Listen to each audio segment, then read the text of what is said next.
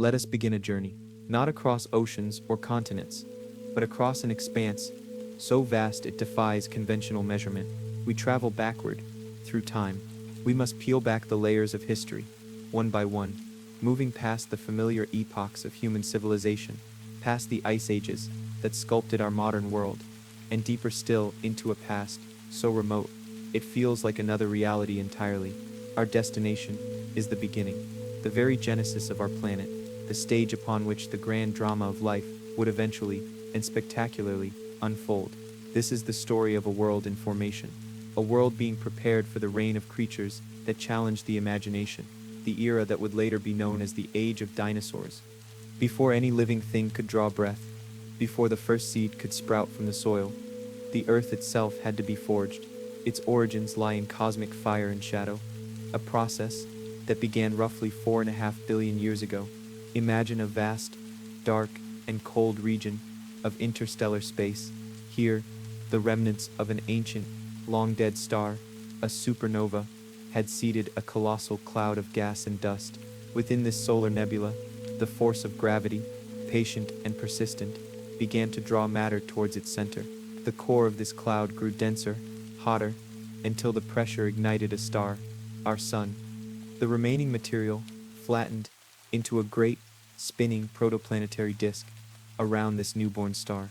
In this disk, the story of our world commenced through a process known as accretion. Microscopic particles of dust, rock, and ice began to stick together. These tiny clumps grew into pebbles, the pebbles into boulders, and the boulders into massive bodies called planesimals, some many kilometers across. For millions of years, this was a realm of violent and chaotic construction. Planesimals collided and merged, their combined gravity drawing in yet more material. With every single impact, the nascent Earth grew in size, and its internal temperature soared. The heat generated by these constant, energetic collisions, combined with the intense heat from the decay of radioactive elements trapped deep within its core, caused the entire planet to become molten. It was a glowing, seething sphere of liquid rock, an ocean of magma under a sky filled with the fiery trails of incoming asteroids. This primordial phase of our planet's history is called the Hadean Eon, a name that evokes the underworld of ancient myth, and for good reason. For more than 500 million years, Earth was a truly inhospitable place. Its surface was a roiling sea of lava, thousands of degrees in temperature. Volcanoes of unimaginable scale constantly erupted, spewing fountains of molten rock and venting superheated gases from the planet's interior. These gases, including vast quantities of water vapor, carbon dioxide, methane, and ammonia, formed the Earth's first suffocating atmosphere. It was a thick, dense, and toxic veil, containing virtually no free oxygen, with no protective ozone layer. The surface was bombarded by the full, unfiltered intensity of the sun's ultraviolet radiation. The planet's crust, if it existed at all, was a fragile, paper-thin skin of cooling rock, constantly being fractured, subducted, and recycled back into the molten mantle below. During this period of intense planetary formation, a defining event of cataclysmic proportions took place. The prevailing scientific theory posits that another planetary body, a protoplanet roughly the size of modern-day Mars, which has been given the name Theia, struck the young Earth on a glancing trajectory. The energy released in this single, monumental impact is beyond easy comprehension, equivalent to trillions of nuclear explosions. The collision was so powerful that it vaporized Theia entirely and blasted a significant portion of Earth's own mantle into space. This colossal cloud of molten and gaseous rock did not escape Earth's gravity, but instead formed a shimmering, superheated ring of debris in orbit. Over a period of perhaps just a few thousand years, a relatively short time in cosmic terms, the material in this ring began to clump together, eventually coalescing to form our moon. The consequences of this ancient collision were profound and far-reaching. The impact is believed to have knocked the Earth onto its current axial tilt of 23.5 degrees, the very tilt that gives our planet its seasons. The newly formed moon, initially much closer to Earth than it is today, exerted a powerful gravitational pull, stabilizing this tilt and preventing it from wobbling chaotically over geological time. This stability created a far more predictable and temperate long-term climate, a crucial factor for the eventual development of complex life. Furthermore, the moon's gravity began to tug on the planet's molten surface and later its oceans, initiating the rhythmic cycle of the tides. This constant mixing of water in coastal regions may have been a critical catalyst for the complex chemical reactions that would ultimately give rise to biology. As the Hadean Eon drew on, the frequency of massive impacts from space began to wane. The solar system was becoming a more orderly place, with fewer collisions generating immense heat. The Earth could finally begin a long, slow process of cooling. As the surface temperature dropped below the boiling point of water, a truly transformative event could occur. The immense quantity of water vapor held within the dense, primitive atmosphere began to condense into liquid. It started to rain. This was not a storm, as we would recognize it. It was a planet-wide, continuous deluge that may have lasted for millions of years. Water poured from the skies, cascading over the barren, black volcanic rock of the newly forming crust. This water pooled in the vast, low-lying basins, and over millennia, these basins filled to become the first global oceans. These ancient seas were not the familiar blue expanses of our time. High concentrations of dissolved iron leached from the volcanic crust would have likely given the water a pale, olive-green hue. The high levels of carbon dioxide in the atmosphere would have made these oceans acidic, and they were still incredibly hot by modern standards. But they were, nonetheless, vast bodies of liquid water, the essential solvent required for the chemistry of life. The formation of the oceans marked the end of the most violent phase of Earth's beginning and the dawn of a new era, the Archean. The Archean Eon, which began around 4 billion years ago, was a period of continued stabilization and geological maturation. The planet's internal heat continued to dissipate, allowing the crust to thicken and become more rigid. Through complex processes of partial melting and magmatic differentiation, lighter, less dense granitic rocks began to form. These buoyant rocks resisted being recycled into the mantle and started to accumulate, forming the first stable pieces of continental crust. These ancient cores of continents, known as cratons, were the first small landmasses to emerge from the global ocean. While continents, as we know them today, would not form for billions of years, these island-like landmasses represented the first permanent features on the planet's surface. It was in the shallow, sunlit waters surrounding these new lands, or perhaps in the chemical-rich darkness surrounding hydrothermal vents on the ocean floor, that the greatest mystery in all of science took place: the origin of life itself. The early oceans were a chemical factory, a primordial soup, rich in simple organic compounds. Over immense stretches of time, energized by lightning, volcanic heat, and solar radiation, these simple molecules linked together to form more complex structures, polymers like proteins and nucleic acids. Somehow, these molecules became enclosed within simple membranes, forming protocells, which separated their internal chemistry from the external environment. And then, the threshold was crossed.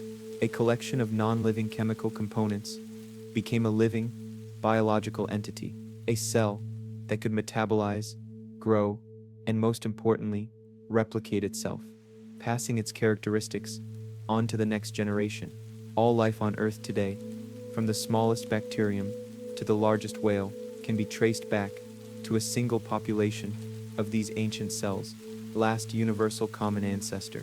These first life forms were prokaryotes, simple, single-celled organisms lacking a nucleus. They were anaerobes, meaning they lived in an environment without oxygen, which would have been toxic to them. For hundreds of millions of years, these microscopic organisms were the sole inhabitants of Earth. Their existence is not just a theoretical inference, it is confirmed by physical evidence found in the world's oldest rocks. The most profound of these fossils are stromatolites. These are layered, dome-shaped structures of sedimentary rock, built up over time by vast colonies of microbes, most notably a group called cyanobacteria. As these mats of microorganisms thrived in shallow waters. They trapped and bound fine grains of sediment with their sticky secretions. To avoid being buried, the microbes would continually grow upwards through the sediment towards the sun. Over centuries, this process created distinct laminated layers, which became preserved in stone. These ancient structures, some dating back 3.5 billion years, are the planet's oldest visible fossils. They are monuments to the tenacity of early life. These simple single-celled creatures were not passive inhabitants of their world. They were active agents of change. And within some of these microbes, a new biochemical process was evolving, an innovation that would prove to be the single most consequential development in the history of our biosphere. It was a process that harnessed the energy of sunlight to create food, a process that released a waste product so reactive and so potent that it would poison the skies, rust the oceans, and drive a global extinction, yet ultimately pave the way for a new kind of life, one capable of building bodies of immense size and complexity. The world was on the cusp of a revolution, a planetary transformation that would set the stage for the age of giants to come. Our story resumes in the quiet, shallow waters of the Archean Earth. Life has gained a foothold, a tenuous, yet persistent presence in a world of barren rock and green, iron-rich seas. For hundreds of millions of years, this life existed as simple, microscopic cells, prokaryotes, thriving in an atmosphere almost entirely devoid of free oxygen. They drew their energy from the chemical gradients around them, from the minerals dissolved in the water, and the heat venting from the planet's core. But within one group of these microbes, the cyanobacteria, a new and revolutionary biological engine, was being perfected. It was a process that would leverage the most abundant energy source available on the planet, the light from the sun. This process was photosynthesis. The mechanism was, and still is, a marvel of biochemical engineering. These tiny organisms evolved a pigment, chlorophyll, which could capture the energy of photons from sunlight. They used this captured energy to split water molecules, a reaction that yielded the components needed to convert atmospheric carbon dioxide into energy-rich sugars, the fuel for life. This innovation was a monumental evolutionary advantage. For the first time, an organism was not dependent on scavenging for chemical energy from its environment. It could create its own food using only sunlight, water, and air. This unlocked a virtually limitless source of power, allowing the cyanobacteria to flourish and spread, forming vast microbial mats and stromatolite reefs in sunlit waters across the young planet. But this elegant process of creation had a byproduct, a waste gas. For every molecule of carbon dioxide converted into sugar, a molecule of another substance was released. That substance was oxygen. Today we think of oxygen as the essential gas of life, but in the Archean world, it was a dangerous and highly reactive poison. For the vast majority of anaerobic organisms that dominated the planet, free oxygen was a corrosive toxin that destroyed cellular structures and disrupted metabolic pathways. The proliferation of the cyanobacteria therefore marked the beginning of the world's first and most significant pollution event, a slow-motion catastrophe for the incumbent life forms. For an immense period of time, perhaps as long as 1 billion years, the oxygen, being steadily produced by the cyanobacteria, did not accumulate in the atmosphere. Instead, it was immediately absorbed by the environment, primarily by the oceans themselves. The Archean seas were saturated with dissolved iron, a relic from the planet's formation. As the cyanobacteria pumped out oxygen, this gas reacted with the iron in a simple, relentless chemical process: oxidation. The dissolved iron was transformed into insoluble iron oxides, essentially rust. These tiny particles of rust then precipitated out of the water, settling in a constant, gentle rain onto the seafloor.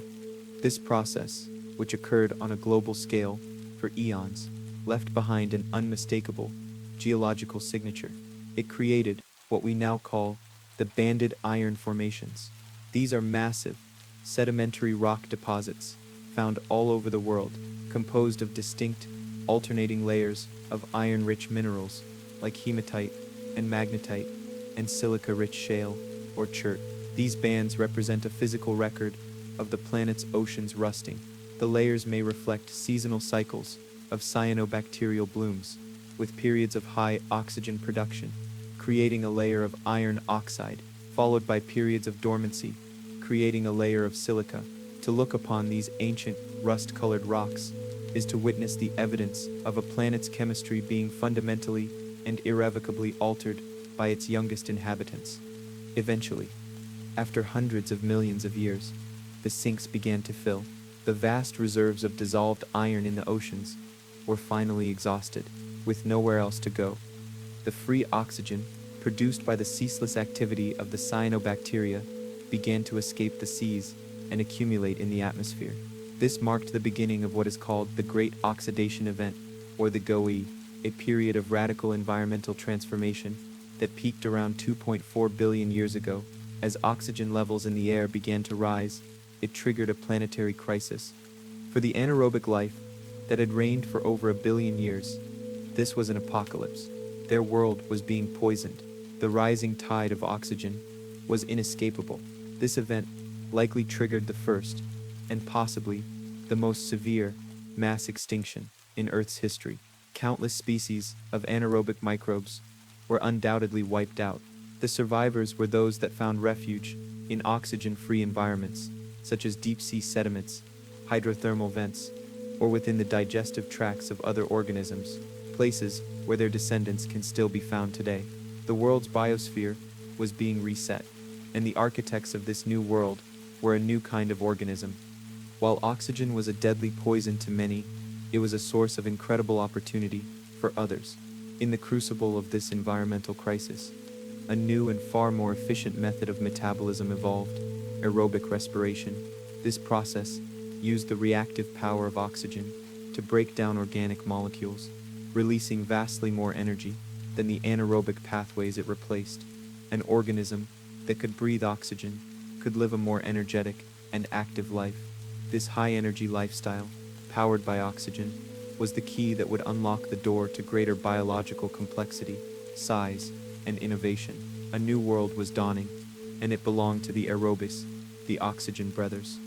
The rise of atmospheric oxygen coincided with the next great leap in the history of life, the emergence of a new kind of cell, the eukaryotic cell. For over 1 billion years, life had been composed solely of simple prokaryotes, but then a new cell structure appeared in the fossil record, one that was much larger and possessed a far more complex internal architecture.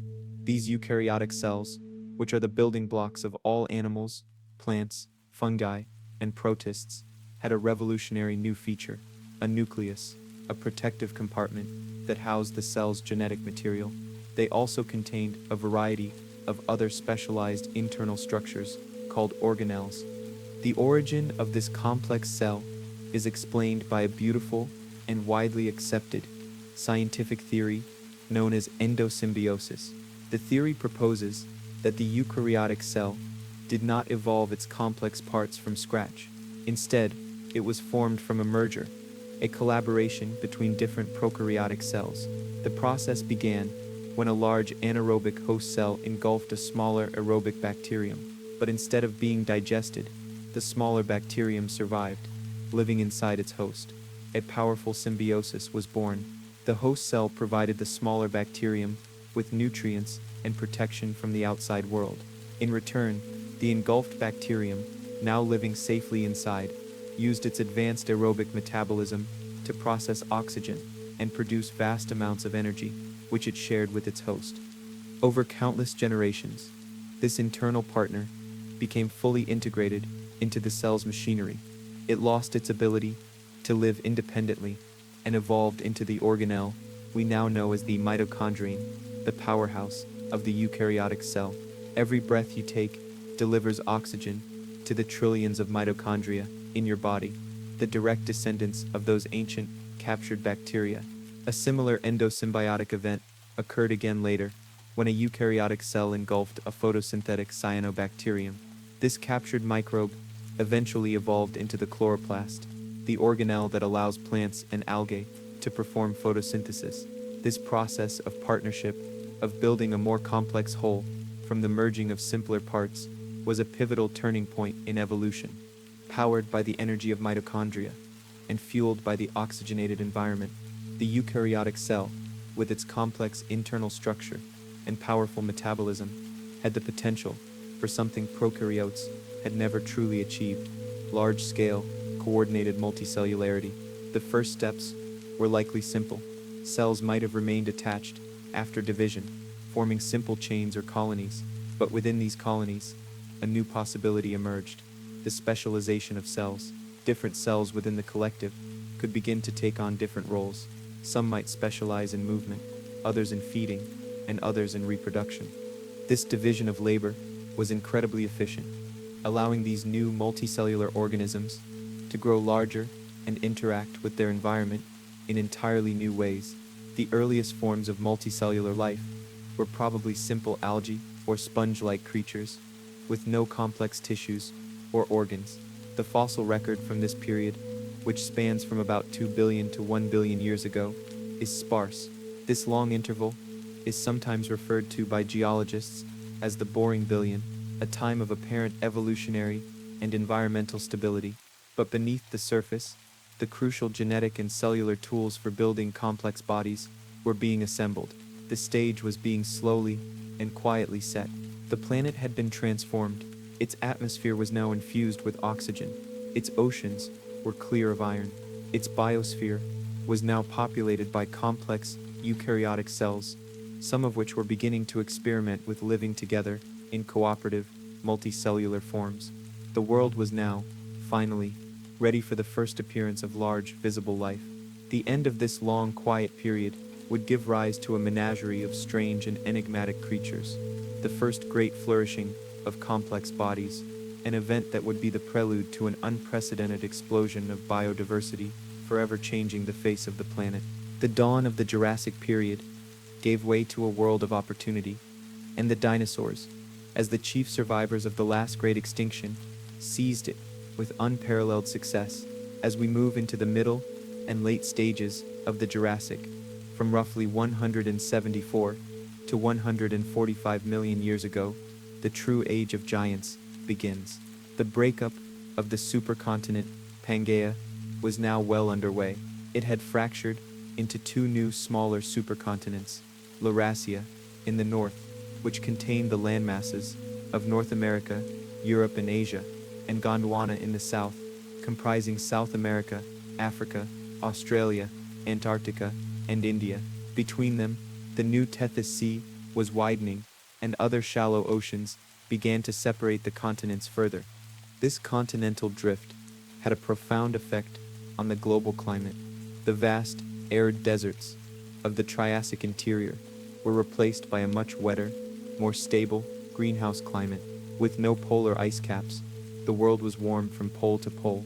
This warmth and humidity, combined with high levels of atmospheric carbon dioxide, created a paradise for plant life. The landscape became dominated by vast, lush forests of conifers, similar to modern pines and araucarias, along with groves of palm-like cycads and elegant ginkgo trees.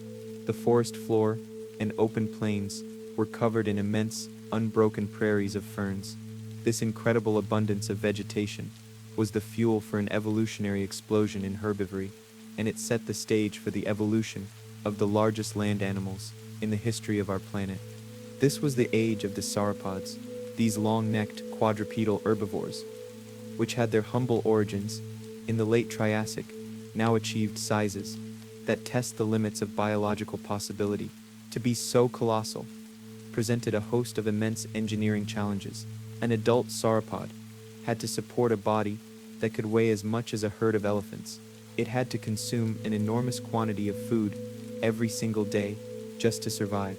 It had to pump blood from its powerful heart all the way up its incredibly long neck to its distant brain, and it had to reproduce and grow from a small hatchling into a walking mountain.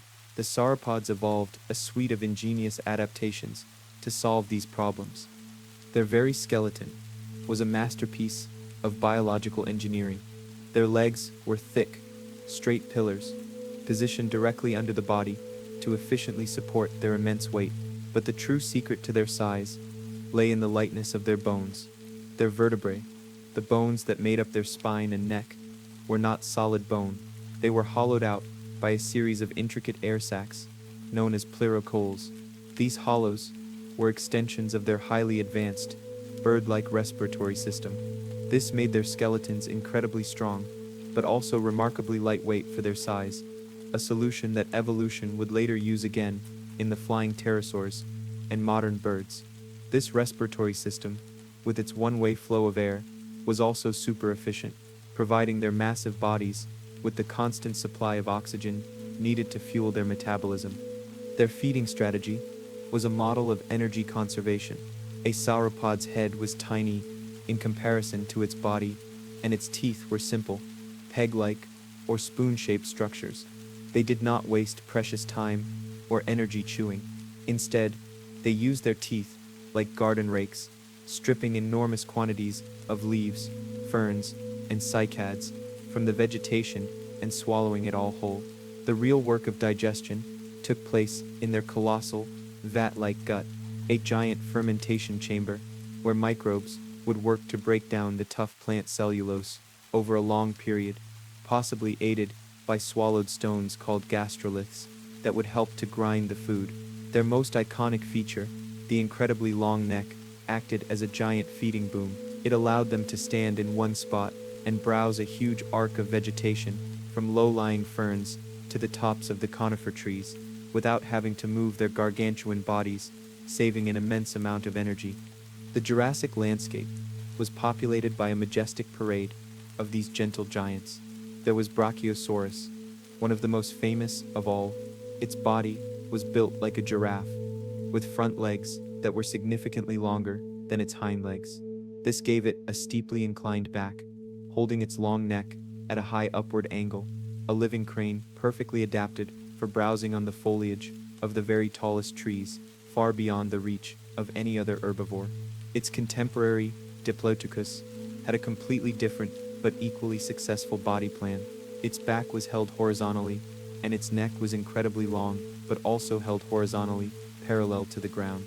It was a low browser, using its neck to sweep from side to side across the vast fern prairies like a giant scythe, consuming huge swathes of vegetation. Its tail was even longer than its neck, an impossibly long whip-like structure that it may have used as a formidable defensive weapon against predators, or perhaps cracked like a bullwhip to create thunderous sounds for communication. Its close relative, Apatosaurus, was even more robust, a true heavyweight with a massively thick neck and a powerful build. Alongside these dominant sauropods, the ornithischian, or bird-hipped, dinosaurs were evolving into their own spectacular forms. The most iconic of these was Stegosaurus. This large, four-legged herbivore, with its small, low-slung head and arched back, is famous for the 2 rows of large, kite-shaped bony plates that ran along its spine. For many years, these plates were thought to be for defense, but they were thin and riddled with blood vessels, making them poor armor. It is now believed they were primarily for display, a giant billboard to make the animal look bigger and more impressive to rivals and potential mates. They may also have functioned as radiators, helping to regulate the animal's body temperature. For defense, Stegosaurus was equipped with something far more effective.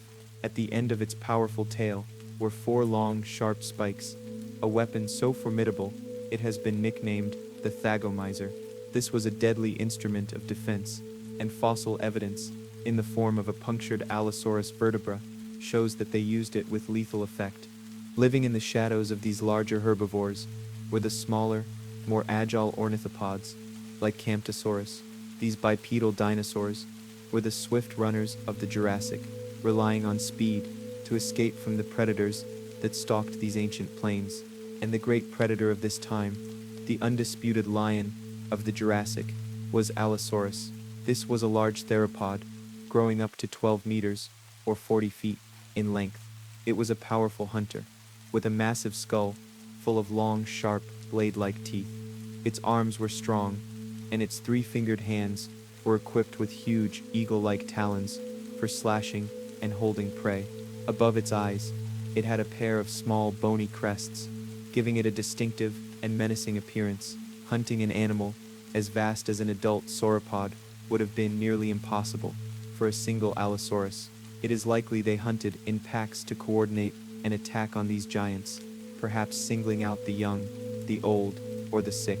Or they may have employed a hit-and-run tactic, using their serrated teeth to inflict a catastrophic wound, and then waiting patiently for their colossal victim to weaken and bleed out. This was the classic Jurassic ecosystem, a world in a state of majestic equilibrium. Vast herds of colossal sauropods moved like living landscapes across the fern savannas, their passage tracked by the patient, watchful eyes of the great carnivores.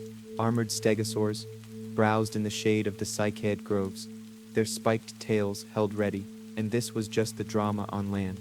In the warm Jurassic skies, the flying pterosaurs, with their leathery wings, soared on the thermal currents, and in the oceans, giant marine reptiles, like the dolphin-like ichthyosaurs and the long-necked plesiosaurs, hunted for fish and ammonites. Life had reached a new peak of grandeur, but the world does not stand still. The continents continued their slow, inexorable drift. The climate was beginning to change once more. The Jurassic would eventually end, and the final, and perhaps most famous, chapter of the age of dinosaurs, the Cretaceous, was yet to come. It would be an age that saw the rise of new and fantastic forms of dinosaurs, and the evolution of the most terrifying predator of them all. Our journey now carries us across the boundary, from the Jurassic into the Cretaceous period, a vast stretch of time that began approximately 145 million years ago. This was an era of profound global change. The breakup of the ancient supercontinents, Laurasia and Gondwana, accelerated.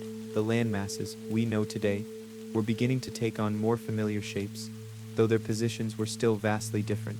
As the continents pulled apart, sea levels rose dramatically, reaching some of the highest points in our planet's history. Vast, shallow inland seas flooded the continents, dividing them into smaller, isolated landmasses.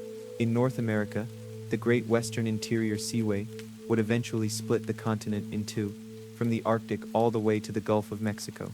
This fragmentation created a world of islands and archipelagos, each one becoming a separate crucible for evolution. The climate of the early and middle Cretaceous was a warm, stable greenhouse, with little or no ice at the poles. And in this warm, wet world, a botanical revolution was taking place, a change that would fundamentally alter the terrestrial landscape forever. This was the rise of the angiosperms, the flowering plants. For over 100 million years, the world's flora had been dominated by gymnosperms, like conifers, cycads, and ferns. But these new flowering plants possessed a suite of competitive advantages. They could grow and reproduce much faster. They evolved flowers, intricate and colorful structures designed to attract a new group of animal partners, the pollinating insects, like the first bees and butterflies, which co-evolved alongside them. And they developed fruits, which protected the seed and encouraged animals to help with its dispersal. These hardy, fast-growing plants began to take over the understory of the forests and create new kinds of habitats, like dense thickets and scrublands. This change in the world's vegetation had a direct and powerful impact on the dinosaurs. In the northern continents of Laurasia, the colossal, low-browsing sauropods of the Jurassic began to decline, their traditional food sources of vast fern prairies being replaced by this new, tougher, and more diverse flora. While the sauropods would continue to thrive and produce new giants in the southern continents of Gondwana, in the north, a new group of herbivores rose to take their place. These were the ornithopods, and they were equipped with a far more sophisticated feeding apparatus. The quintessential herbivore of the early Cretaceous was Iguanodon. This was a large and powerful animal, growing up to 10 meters long. It was a versatile walker, capable of moving on all fours to browse on low-lying vegetation or rearing up on its powerful hind legs to reach higher. Its mouth was a combination of a sharp, toothless beak for cropping tough plants, and behind it, rows of leaf-shaped teeth that formed a grinding surface. Iguanodon could chew its food, a great advantage for digesting the tough new flowering plants. But its most famous feature was the conical, sharp spike on its thumb, a unique and formidable weapon that it likely used to defend itself from predators. The Giwanants were the ancestors of an even more successful group that began to appear in the middle of the Cretaceous, the hadrosaurs, or duck-billed dinosaurs.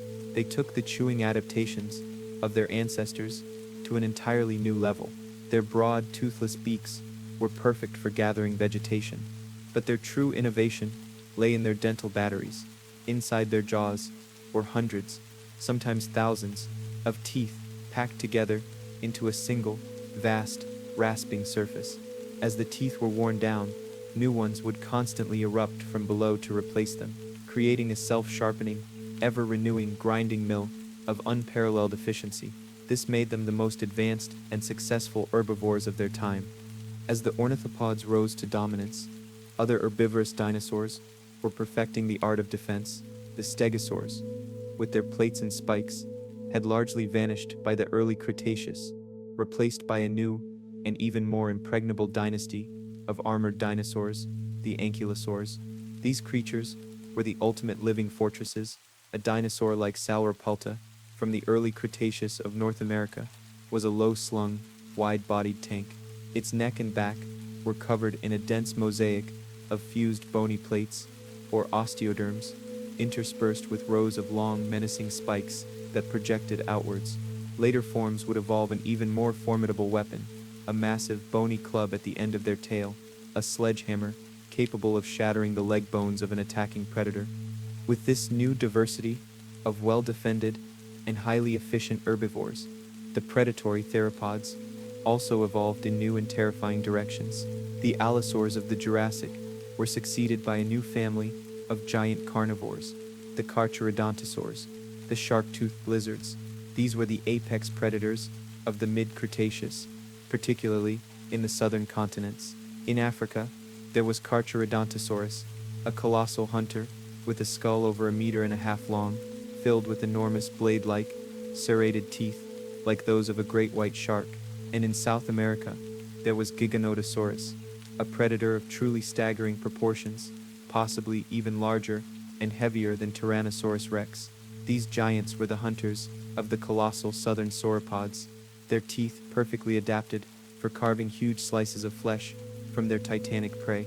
While these giants dominated the role of apex predator, another, very different, and perhaps even more fearsome group of hunters was evolving. These were the dromaeosaurs, the raptors, and what they lacked in size, they made up for in speed, agility, and inferred intelligence. In the early Cretaceous of North America lived the largest of this family, Utahraptor. This was a predator, over 6 meters long, the size of a grizzly bear, and it was built for lethal efficiency.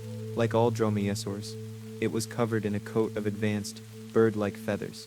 It likely hunted, in packs, a coordinated team of killers, and on the second toe of each of its powerful feet, it carried its signature weapon, a huge, 9-inch, sickle-shaped claw, which it would use to pin down and disembowel its prey. A smaller cousin, Deinonychus, from the mid-Cretaceous, was the animal that truly revolutionized our perception of dinosaurs. Its discovery in the late 1960s, with its sleek, athletic build, balancing tail, and terrible killing claws, revealed dinosaurs not as slow, lumbering brutes, but as active, dynamic, and sophisticated animals, sparking the great dinosaur renaissance of modern paleontology. The world was now a place of incredible diversity. In the skies, the flying pterosaurs were reaching their peak, with giants like Ornithoceras soaring over the seas, with wingspans of over 6 meters. The first true birds, having evolved from their small theropod ancestors in the Jurassic, were now diversifying, sharing the air with their pterosaur cousins. And in the great inland seas, marine reptiles continued their reign, with giant, short-necked pliosaurs, like Kronosaurus, acting as the ocean's apex predators, while the incredibly long-necked elasmosaurs patrolled the water column. But the main stage was the land, and it was on the cusp of its final, and most spectacular, act. The world was now set for the late Cretaceous. The continents were nearing their modern positions, the flowering plants were now widespread, and this new world would give rise to the most advanced dinosaurs of them all, the great herds of duckbills, the fantastically armored ankylosaurs, a new dynasty of horned herbivores, and to hunt them, the most powerful and most famous terrestrial predator of all time. Our journey now takes us into the late Cretaceous, a period spanning from approximately 90 million to 66 million years ago. The Earth is a hothouse world with sea levels at their highest and a climate that is warm and subtropical. Even near the poles, the continents have continued to drift apart, creating a geography of isolation that has driven evolution in unique directions on each landmass. In North America, the vast western interior seaway has created a long island continent known as Laramidia, stretching from modern-day Alaska down to Mexico. It is upon this island, in its lush coastal plains and forests of flowering magnolias, sycamores, and palms, that one of the most famous and well-studied dinosaur ecosystems of all time came into being. This was the world of the true titans of the Dinosaurian age. The dominant herbivores of this new world were the hadrosaurs, the duck-billed dinosaurs, who had now reached the apex of their evolution. They were the great herds of the late Cretaceous, existing in numbers that likely rivaled the bison of the American plains. Their success was built upon their incredibly sophisticated feeding apparatus, a dental battery of hundreds of teeth that made them the most efficient chewers of all time. This group had split into two major subfamilies.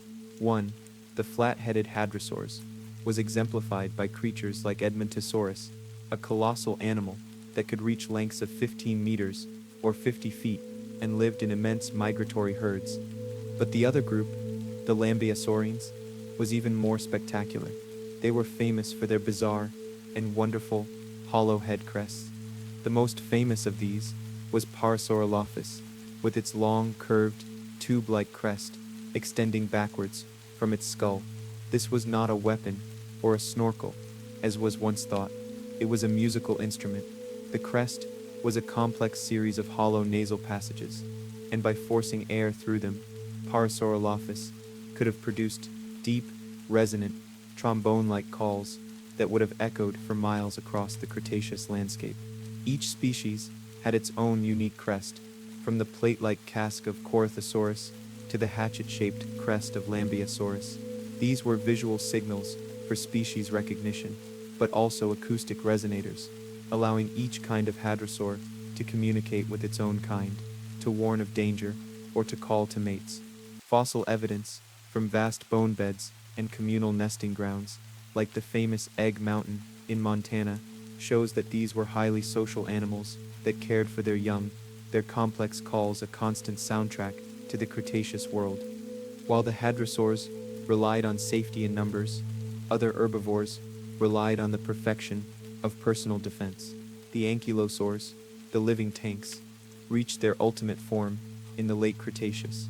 The most famous was Ankylosaurus itself. This was a fortress of a creature, low, wide, and incredibly heavy.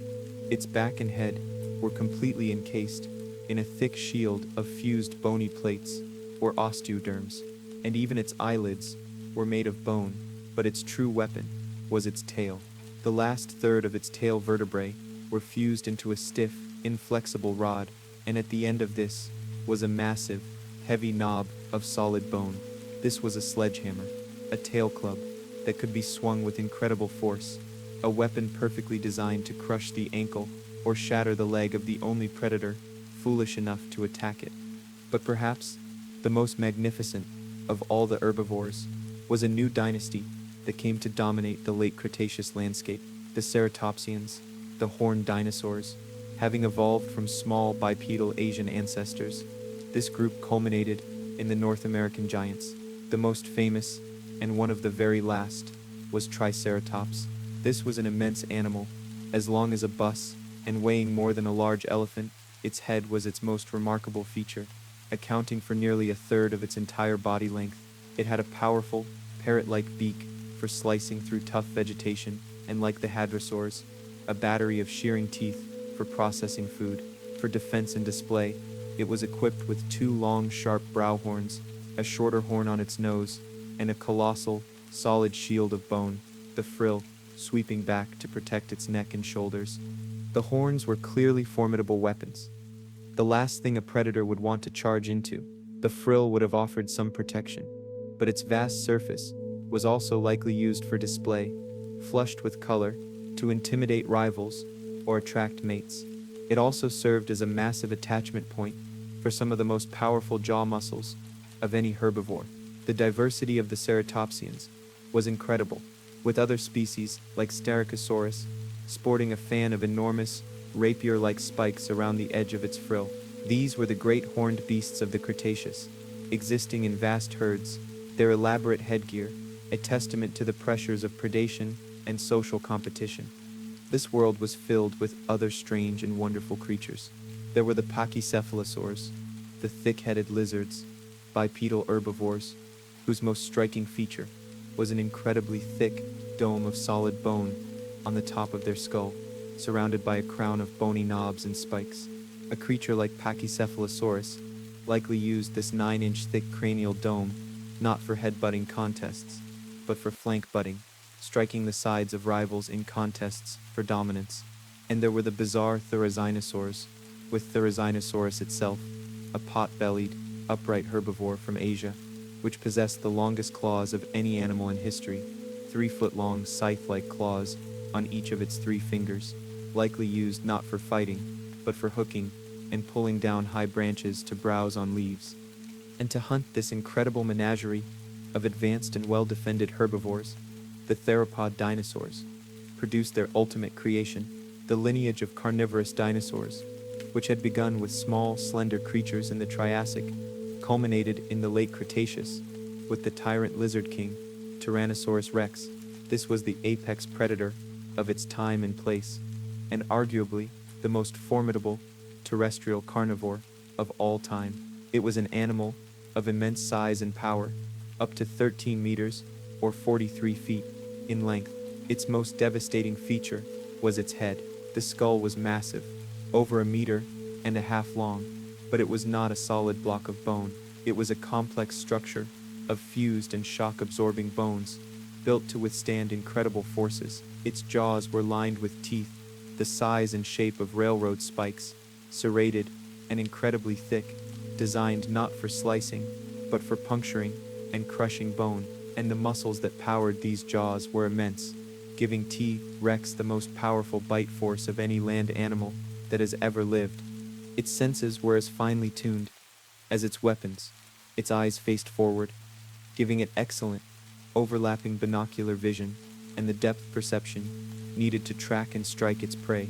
The olfactory bulbs in its brain were enormous, suggesting it had a sense of smell as acute as any vulture, allowing it to detect prey or a distant carcass from many miles away. Its infamous arms were tiny in proportion to its body, but they were not weak, each capable of curling hundreds of pounds. They were likely used to hold struggling prey close to its devastating jaws. T-Rex was the perfect predator for its world. Fossil evidence of healed bite marks on the bones of Triceratops and Edmontosaurus proves that it was an active hunter, capable of taking on the most dangerous and well-armed herbivores of its time.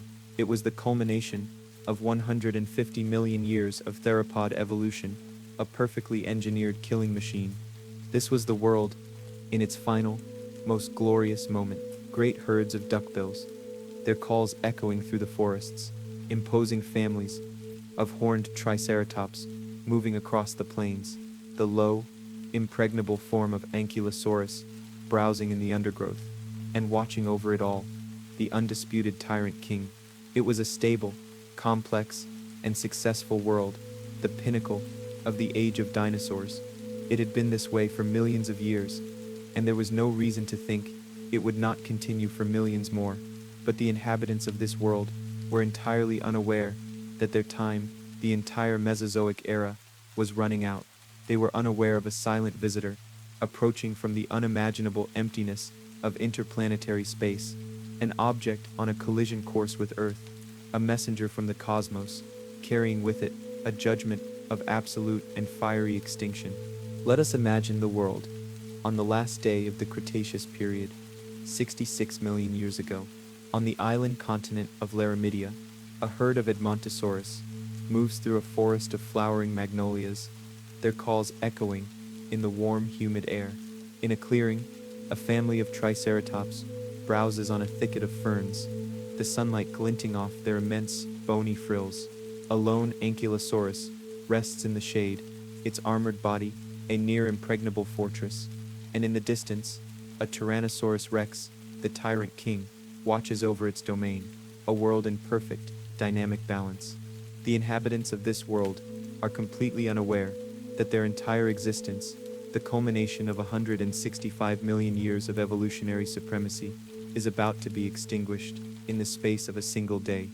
For thousands of years, a silent visitor had been traveling through the dark emptiness of the solar system. It was an asteroid, or perhaps a comet, a colossal mountain of rock and ice, some 10 to 15 kilometers in diameter, the size of Mount Everest. It was moving at a speed almost impossible to comprehend, many times faster than a rifle bullet. It was an object of immense kinetic energy, an unstoppable messenger from the cosmos, and its long journey was about to end in the shallow, tropical seas of what is now the Yucatan Peninsula in Mexico. As it entered the Earth's upper atmosphere, the air in front of it could not get out of the way fast enough.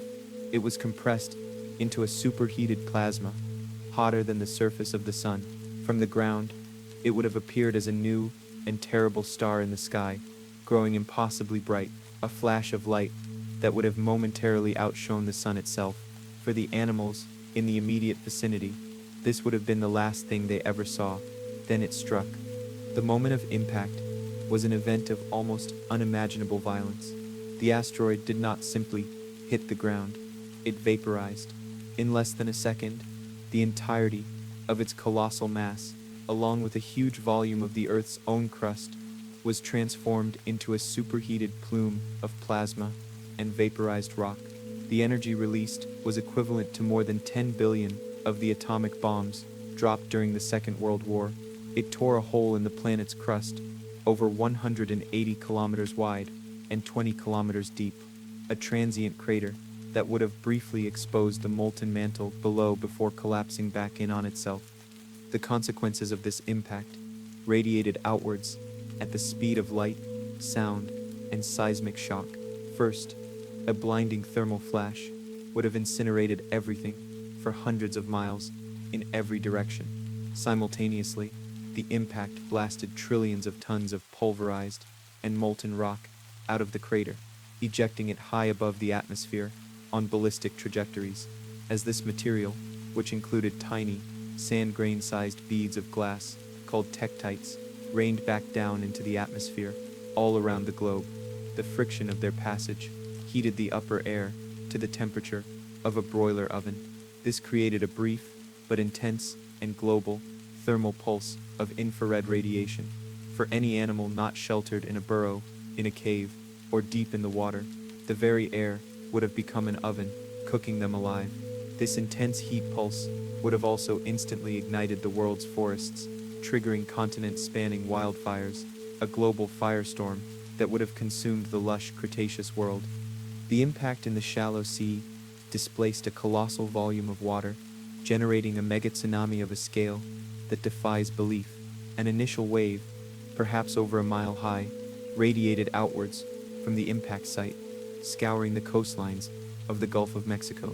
Hours later, tsunamis hundreds of meters high would have crashed upon the shores of North America and every other continent bordering the ancient Atlantic. At the same time, the impact sent a seismic shockwave of unimaginable power rippling through the planet's crust, triggering earthquakes of magnitude 12 or 13, far more powerful than anything in human history, and likely causing volcanoes all around the world to erupt in sympathy. The initial hours of fire, flood, and earthquake were only the beginning. The worst was yet to come. The long, dark aftermath would be the true agent of extinction. The immense cloud of fine, pulverized rock dust from the impact, combined with the colossal volume of black soot from the global wildfires, was blasted high into the stratosphere. There it spread out, merging into a thick, impenetrable shroud that enveloped the entire planet. The sun was blotted out. A profound, unnatural darkness fell over the earth, a darkness that would last for years. This was the beginning of the impact winter, with the sun's warming rays blocked. The planet's temperature plummeted. The warm, greenhouse world of the Cretaceous was plunged into a state of deep, freezing cold. And in this new world of darkness and cold, the very foundation of almost all life on Earth was cut off. Photosynthesis stopped. On the land, the plants that had survived the initial firestorm now withered and died in the dark. In the oceans, the phytoplankton, the microscopic algae that formed the base of the entire marine food web, died off completely. The effect of this was a slow, agonizing, and inescapable ecological collapse. The great herbivorous dinosaurs, the mighty Triceratops, the vast herds of Edmontosaurus, the armored Ankylosaurus, with their plant-based food source now gone, began to starve. Their immense size, once a great advantage, now became a fatal liability, their huge metabolic needs impossible to satisfy in a dying world. As the herbivores perished, so too did the carnivores that fed upon them. A Tyrannosaurus Rex, the ultimate predator, would have found its world empty of prey, and it too would have eventually succumbed to starvation. The entire ecosystem, from the smallest plant to the mightiest predator, unraveled from the bottom up. In the oceans, the death of the phytoplankton caused the collapse of the marine food web, leading to the extinction of the ammonites, the plesiosaurs, the mosasaurs, and countless other species. And to complete the devastation, the sulfur-rich rocks vaporized at the impact site would have led to a prolonged and devastating period of intensely acid rain, poisoning the soils and the surface waters for years to come. When the dust finally settled, and the sun at last broke through the clouds, it shone upon a different world. It was a silent, empty, and desolate planet. Over 75% of all species on Earth had been wiped from existence. The reign of the non-avian dinosaurs, a dynasty that had ruled the Earth for over 165 million years, was over. The age of reptiles had ended in fire and darkness. The silence that fell upon the Cretaceous world was a profound one, a silence that marked the end of an era and the end of some of the most magnificent creatures our planet has ever produced. The great impact winter has passed, the dust has settled, the soot has rained from the sky, and after years of darkness, the sun once again warms the surface of a wounded and transformed Earth. We have now crossed the great boundary and entered a new era, the Cenozoic, the age of mammals. But the world of the early Paleocene, the epoch that immediately followed the extinction, was a strange and empty one. It was a ghost world. The vast, thundering herds of hadrosaurs were gone. The formidable horned Triceratops was no more. The tyrant king, Tyrannosaurus Rex, would never hunt again. A profound silence had fallen over the land, a silence left by the absence of giants. The intricate, complex ecosystems of the late Cretaceous had been utterly shattered, and the planet's biosphere had been reset. But life, in its most tenacious forms, had endured. The great cataclysm was not a complete erasure, but a selective filter. The survivors were not the largest, the strongest, or the most specialized. The survivors were the small, the humble, and the adaptable.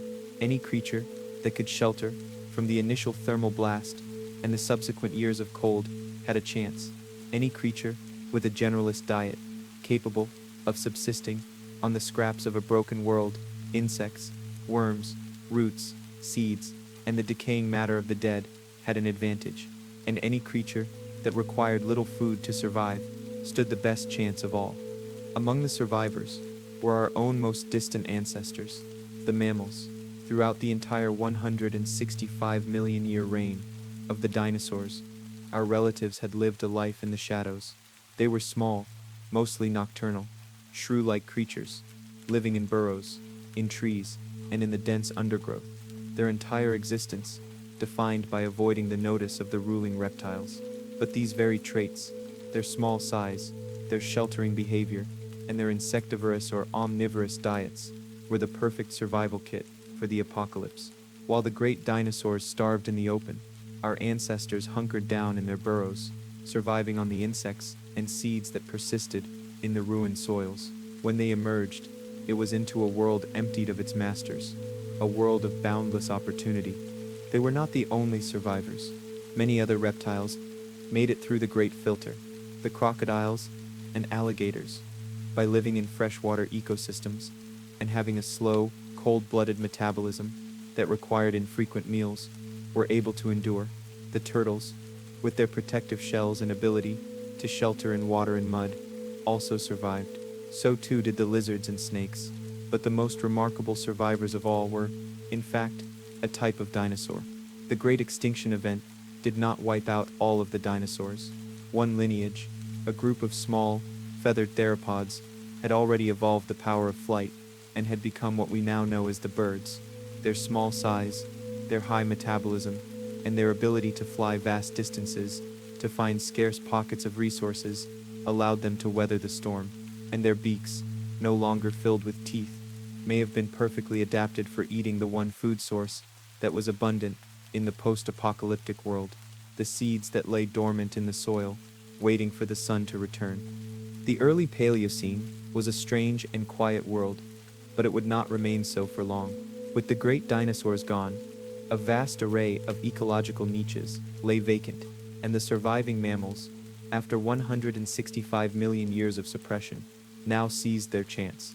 The result was an explosive, evolutionary radiation. In the space of just 10 million years, a geological blink of an eye, the mammals diversified into a dazzling array of forms, filling the roles once held by the dinosaurs. The small, shrew-like survivors evolved into the first large herbivores, like the cow-sized pantodonts, and the first large mammalian predators, like the fearsome, wolf-like mesonychids. The ancestors of modern horses, rhinos, and elephants appeared. Some mammals returned to the sea, evolving into the first whales. Others took to the air, becoming the first bats. And in the trees, a group of small, agile mammals, the first primates, began the long evolutionary journey that would eventually lead to humankind. The age of mammals had begun. But as we look upon this new world, with its familiar cast of mammals, we must not forget the legacy of what came before. The story of the dinosaurs did not truly end 66 million years ago. It continues to this day, all around us. When you look at the skeleton of a mighty Tyrannosaurus Rex, you see its bones are hollow, an adaptation for lightness and strength. And when you look at the skeleton of a tiny pigeon, you see that its bones are hollow too. When you see a fossil of a feathered velociraptor, with its complex, bird-like plumage, you are looking at the same structure that allows a modern eagle to soar. When you read of an oviraptorid dinosaur sitting on its nest, carefully brooding its eggs, you are witnessing the same parental care, the same instinct that you can see in a robin's nest in your own garden every spring. The dinosaurs never truly left us. They are here. They are the hummingbirds that dart and hover with impossible speed. They are the penguins that navigate the Antarctic seas with acrobatic grace. They are the crows and ravens whose intelligence continues to surprise us. They are the sparrows, the ostriches, the chickens, and the eagles. Every one of the more than 10,000 species of bird on Earth today is a living, breathing dinosaur, a direct descendant of the small theropods that survived the great cataclysm. The dynasty did not die. It simply learned to fly. And so, our long journey through deep time comes to a close. We have traveled from the formation of a molten planet to the first spark of life in the primordial seas.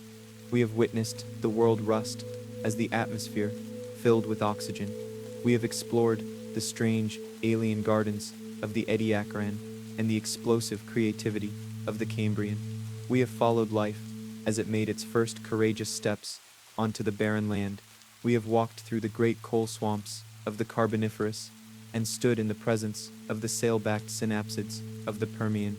We have survived the great dying, the greatest extinction of all time, and we have spent 165 million years in the majestic, awe-inspiring world of the dinosaurs, from their humble origins to their spectacular reign and their cataclysmic end. The story of the dinosaurs is a profound lesson in the nature of life on Earth.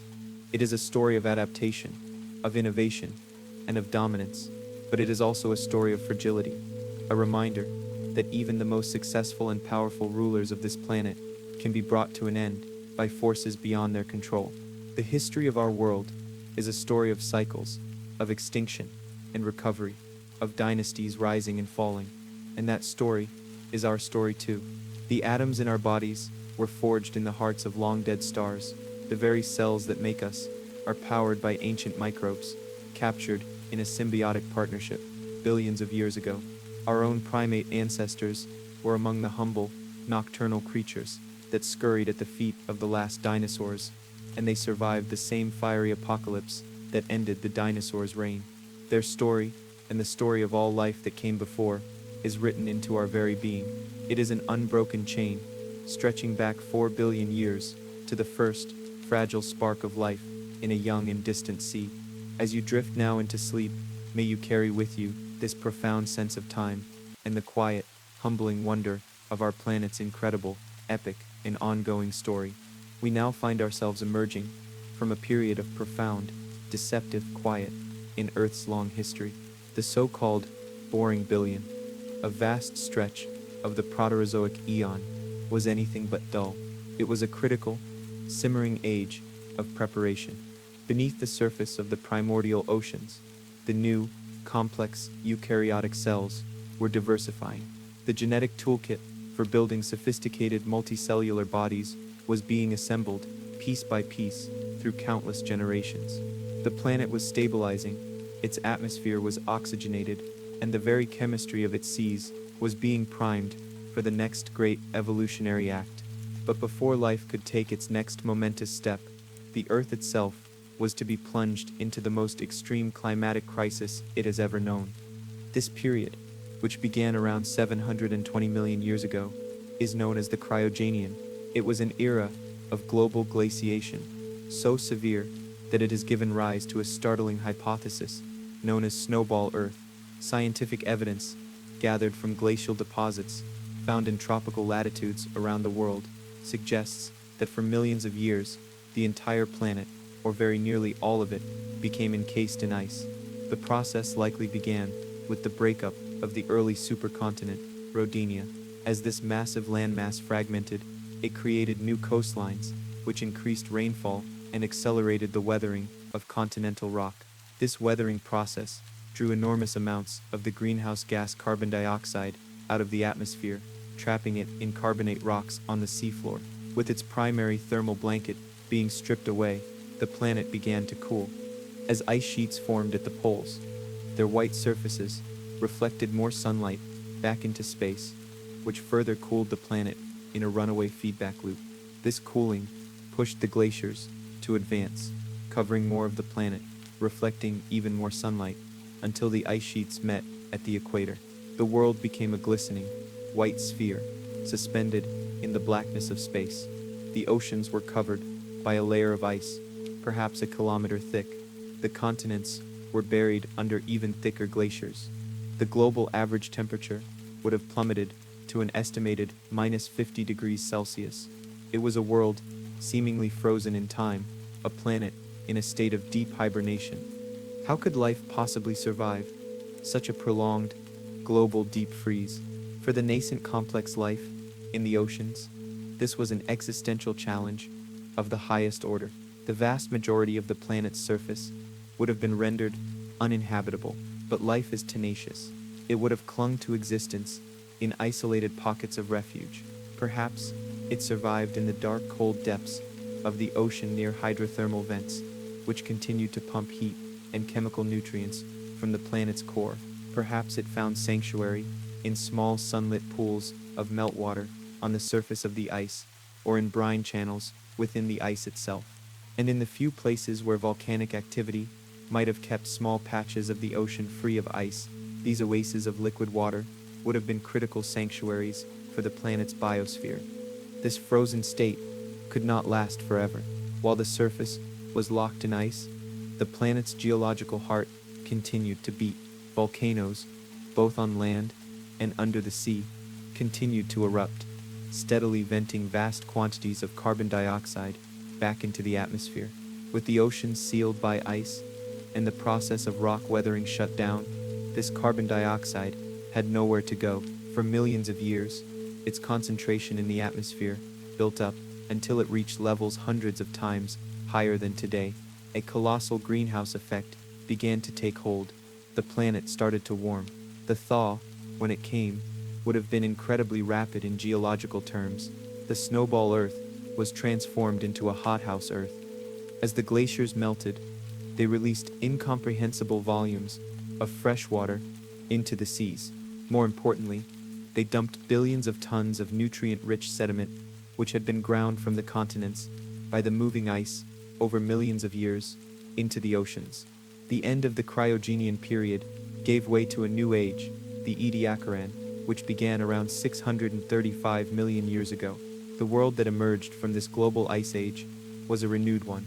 Its oceans were now highly oxygenated and supercharged with the essential nutrients needed to fuel a biological revolution. Life, having been pushed to the brink, was now presented with a world of boundless opportunity, and it responded with the first great evolutionary experiment in building large, visible bodies.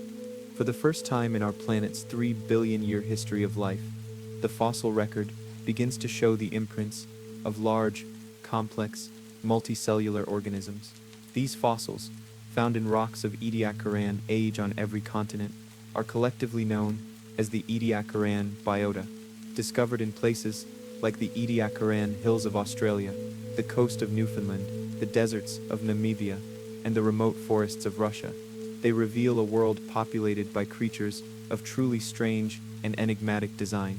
They were unlike anything that had come before, and unlike almost anything that would come after. They were the first rough drafts of animal life. Imagine yourself on the silent, dimly lit floor of the Ediacaran Sea.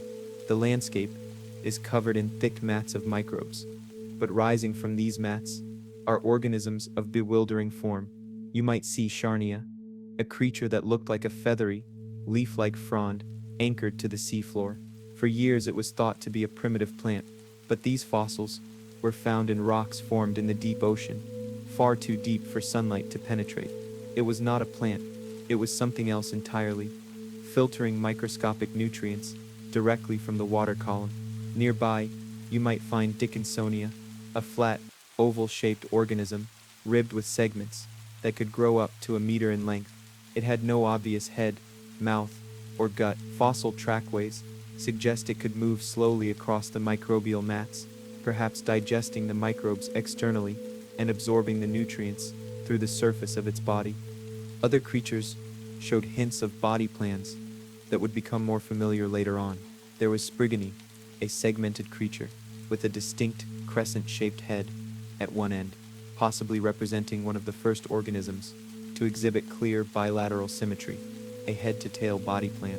And there was Kimberella, a more complex organism that resembled a slug.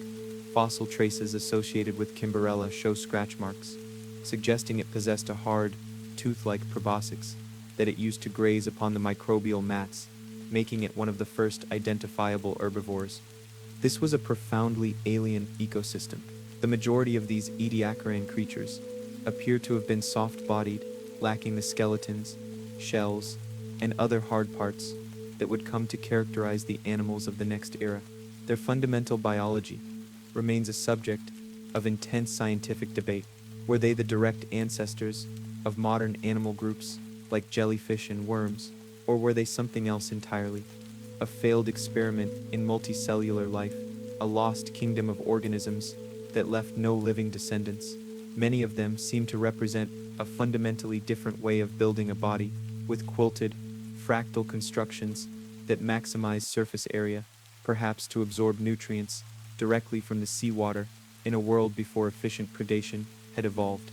As the Ediacaran period drew to a close, after nearly 100 million years, these strange life forms began to decline. Their fossils become rarer and rarer in younger rocks until they disappear completely. Their extinction is as mysterious as their origin. Perhaps it was due to changing environmental conditions, or perhaps it was because a new kind of organism was beginning to appear on the scene, one that would change the rules of life forever. The ecosystem of the Ediacaran was a gentle one, a world of slow grazers and passive filter feeders, but that was about to change. In the very latest Ediacaran and earliest Cambrian rocks, paleontologists find a new kind of fossil, a collection of tiny, mineralized shells, spines, and plates. These are known as the small shelly fossils. They represent a revolutionary new biological innovation, the ability to build hard, protective body parts. This development was likely driven by the emergence of a new ecological pressure, predation. The first true predators were evolving, organisms that actively hunted and consumed other organisms. In response, prey animals began to evolve defenses. An evolutionary arms race had begun. Hard shells offered protection against this new threat, while predators in turn evolved harder teeth and claws to overcome those shells. This dynamic feedback loop of predation and defense was about to ignite an unprecedented burst of evolutionary creativity. The stage was set, the world was primed, the era of soft-bodied passive life was over, and the curtain was about to rise on an explosion of new forms. The stage is now set. The long, slow prologue of the Ediacaran has drawn to a close, its strange, soft-bodied inhabitants having faded like ghosts from the geological record. The world's oceans are rich with oxygen and nutrients, the legacy of a planet thawed from a global ice age, and a new dangerous dynamic has been introduced into the fabric of existence, the dynamic of predation. In the final moments of the Proterozoic, the first tiny, mineralized shells appeared, the first shields in an evolutionary arms race that was just beginning. The curtain now rises on a new geological era, the Paleozoic, and its first period, the Cambrian. It is here, beginning approximately 541 million years ago, that the fuse lit by the first predators ignites an event of unparalleled biological creativity, an event so dramatic and so compressed in geological time that it is known as the Cambrian explosion. This was not an explosion in the literal sense of sound and fury. It was an explosion of form, a biological Big Bang in a relatively narrow window of geological time, lasting perhaps only 10 to 25 million years. The fossil record erupts with a dazzling diversity of life. The slow, quiet pace of evolution that had characterized the preceding 3 billion years was shattered. Suddenly, the blueprints for nearly every major animal group or phylum that exists today were established. The ancestors of the arthropods, the group that includes all insects, spiders, and crustaceans, appeared. The first mollusks, the phylum of snails and clams, carved their trails in the seafloor. The brachiopods, echinoderms, and countless other groups burst onto the scene, and among them, a few small, humble creatures appeared that carried within them the nascent body plan of our own phylum, the chordates. It was as if a silent, empty stage was suddenly and miraculously filled with a full cast of characters, each with a unique body, a unique set of tools, and a unique way of life. Our knowledge of this incredible event comes from a few precious windows into the past, geological formations known as Lagerstätten, where exceptional conditions of preservation have saved not just the hard shells and skeletons of animals, but also the delicate, fleeting impressions of their soft tissues. The most famous of these is the Burgess Shale, a fossil bed high in the Canadian Rocky Mountains. Discovered in 1909 by paleontologist Charles Doolittle Walcott, these rocks were once the fine-grained mud of a deep-water basin at the base of an ancient reef. Animals living on the reef were occasionally swept away by mudslides and buried instantly in deep, cold, oxygen-poor water where the normal processes of decay were halted. The result is a perfectly preserved snapshot of a complete marine ecosystem, a veritable Rosetta Stone for understanding the Cambrian world. Another, even older site in the Yunnan province of China, known as the Chengjiang Biota, tells a similar story, proving that this explosion of life was a truly global phenomenon. To gaze upon the fossils from these sites is to be transported to an alien, yet eerily familiar sea. The dominant animals of this world were the trilobites. They were arthropods, distant relatives of crabs and insects, and they were the icons of the Cambrian. They came in thousands of different species, ranging in size from a few millimeters to over half a meter in length. Their bodies were divided into 3 lobes, from which they get their name, and were covered in a complex, articulated exoskeleton of chitin, which they would shed as they grew. But perhaps their most revolutionary feature was their eyes. Trilobites possessed some of the first complex, sophisticated visual organs on the planet. Their compound eyes, made of many individual calcite lenses, gave them a panoramic, pixelated view of their world, allowing them to spot predators from a distance or search for food on the muddy seafloor. The evolution of sight changed everything. The world was no longer just a realm of chemical gradients and touch. It was a world of images, of hunters, and the hunted. And the supreme hunter of the Cambrian seas was a creature known as Anomalocaris. This formidable animal, which could grow up to a meter long, was the largest predator of its time, a true apex predator. At the front of its head, it possessed two large spiny appendages, which it used to grasp and crush its prey, likely trilobites. Its mouth was a circular, nightmarish arrangement of sharp, hardened plates, perfect for cracking through exoskeletons, and on either side of its head were two large, stalked compound eyes, granting it superb vision to hunt its prey in the Cambrian gloom. Anomalocaris was the embodiment of the new predatory pressures that were driving the evolutionary arms race. Yet, alongside these more comprehensible creatures, were others of such bizarre construction that they seemed to defy biological logic. There was Opibenia, an animal so strange that when it was first presented at a scientific meeting, the audience burst into laughter. It swam through the water, using a series of flapping lobes on the sides of its body. Most strikingly, it had 5 mushroom-like eyes on stalks sprouting from the top of its head, and a long, flexible proboscis, like a vacuum cleaner hose, extended from the front of its face, ending in a spiny claw for grasping food. Then there was Hallucigenia, a creature whose fossils have puzzled scientists for decades. It was a small, worm-like animal that walked on pairs of delicate, stilt-like legs, while a row of sharp, menacing spines projected upwards from its back, a clear defensive adaptation. This was a time of intense, evolutionary experimentation. Life was exploring a vast new landscape of possible body plans. There was Wowaxia, a creature resembling a slug, but its entire upper surface was covered in a coat of mail-like scales, and 2 rows of long, sharp spines, another living fortress, designed to deter the jaws of predators. And swimming among them all was a small, unassuming, ribbon-like creature called Pikaia. It had no external armor, no claws, no obvious weapons, but it possessed one crucial feature, a flexible, rod-like structure running along its back, known as a notochord. This was the precursor to the vertebrate spine. Pikaia was one of the first and most primitive members of our own phylum, Chordata. In this strange and distant sea, among the armored trilobites and alien-like predators, was one of our own most distant relatives, a humble testament to the shared ancestry of all animal life. What could have caused such a sudden and dramatic burst of evolution? Scientists believe it was not a single cause, but a perfect storm of environmental, genetic, and ecological factors. The environmental triggers were set in motion at the end of the Proterozoic. The end of the snowball Earth glaciations had flooded the oceans with nutrients. More importantly, atmospheric oxygen levels had finally crossed a critical threshold, reaching levels high enough to support the metabolism of large, active, mobile animals. The oceans had also become enriched with minerals like calcium and phosphate, the essential building blocks for constructing shells and skeletons. Genetically, the tools for building complex bodies appear to have come online at some point before the Cambrian.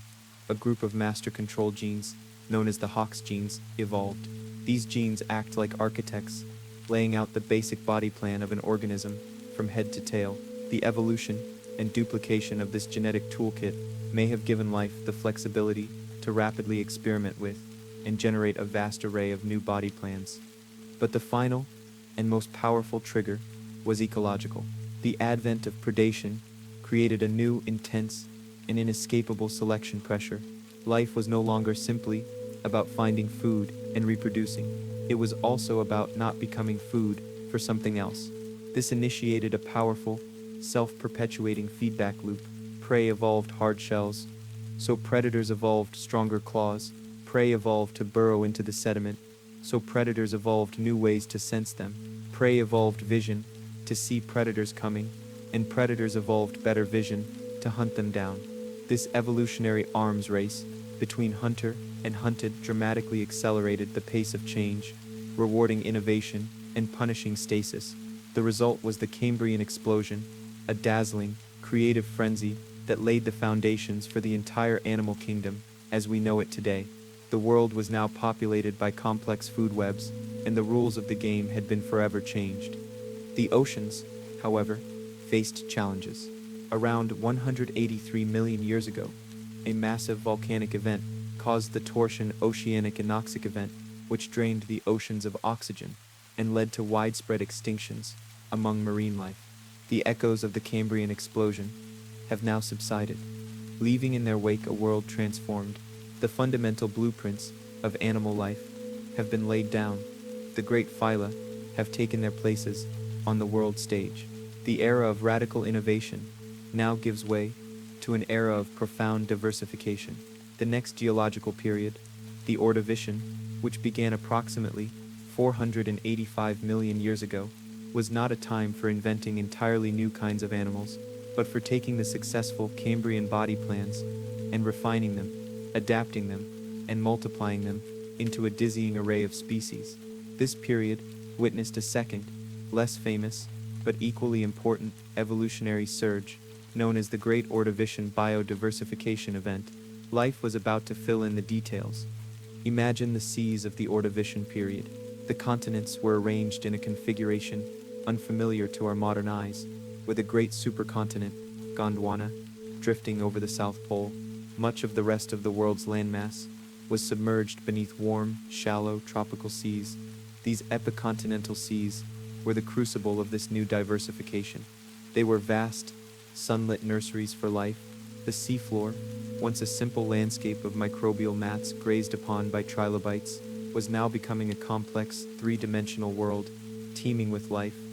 The trilobites, those icons of the Cambrian, continued to thrive, scuttling across the seabed in countless new forms. But they were no longer the undisputed rulers of the seafloor. They now shared their world with a host of other creatures. Enormous sessile communities began to form, creating the planet's first large-scale reef ecosystems.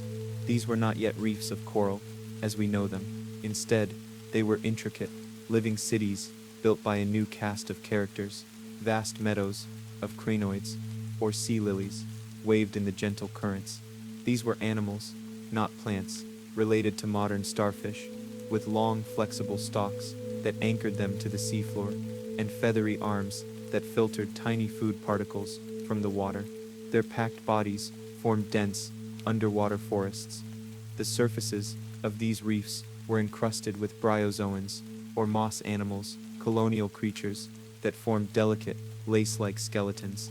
And carpeting the seafloor, in between, were brachiopods, shelled animals resembling clams, which became so numerous that their fossilized shells form entire layers of limestone rock today. The first true corals, known as tabulate and rugose corals, also made their debut, adding their own skeletal structures to these increasingly complex and vibrant communities. But it was in the waters above the reefs that the new masters of the Ordovician seas asserted their dominance. The age of the strange Cambrian predator, Anomalocaris, was over. The new apex predators were the cephalopods.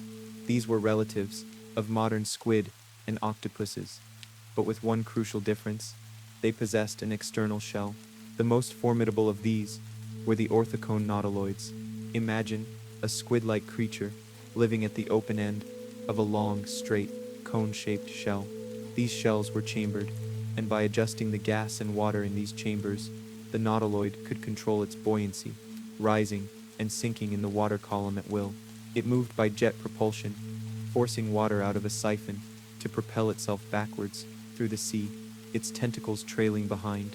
Some of these creatures were small, but others, like the genus Endocerus, were giants, with shells that could reach lengths of over 6 meters, or 20 feet. They were the largest animals on the planet at the time. formidable hunters that likely preyed upon trilobites and other animals, their tentacles snaking out to snatch their victims from the seafloor. And what of our own distant ancestors, the vertebrates? In the shadow of these giant, predatory cephalopods and the bustling reef communities, the first fish were beginning their long evolutionary journey. These were the agnathans, or jawless fish. Creatures like Arandaspis and Sacabambispis were small, unassuming bottom dwellers. They had no jaws. Their mouths were simple openings, used to suck up detritus from the ocean floor. They also lacked fins, and their movement would have been clumsy and tadpole-like, but they possessed a new and vital adaptation. Their bodies were covered in a heavy, bony armor. This shield of fused plates and scales was a crucial defense in a world teeming with predators. These humble armored mudsuckers were the underdogs of the Ordovician seas, but they carried the future. They were the first creatures to have a true bony skeleton, and they represented the dawn of the age of fishes. For nearly 40 million years, life in the Ordovician seas flourished in this warm, stable world, but the history of life is not a story of uninterrupted progress. It is punctuated by moments of profound crisis. At the end of the Ordovician period, around 445 million years ago, the planet experienced its first of the Big Five mass extinctions. The Ordovician Silurian extinction event was a catastrophe of immense scale, wiping out an estimated 85% of all marine species. The cause of this devastating extinction was a sudden and severe ice age.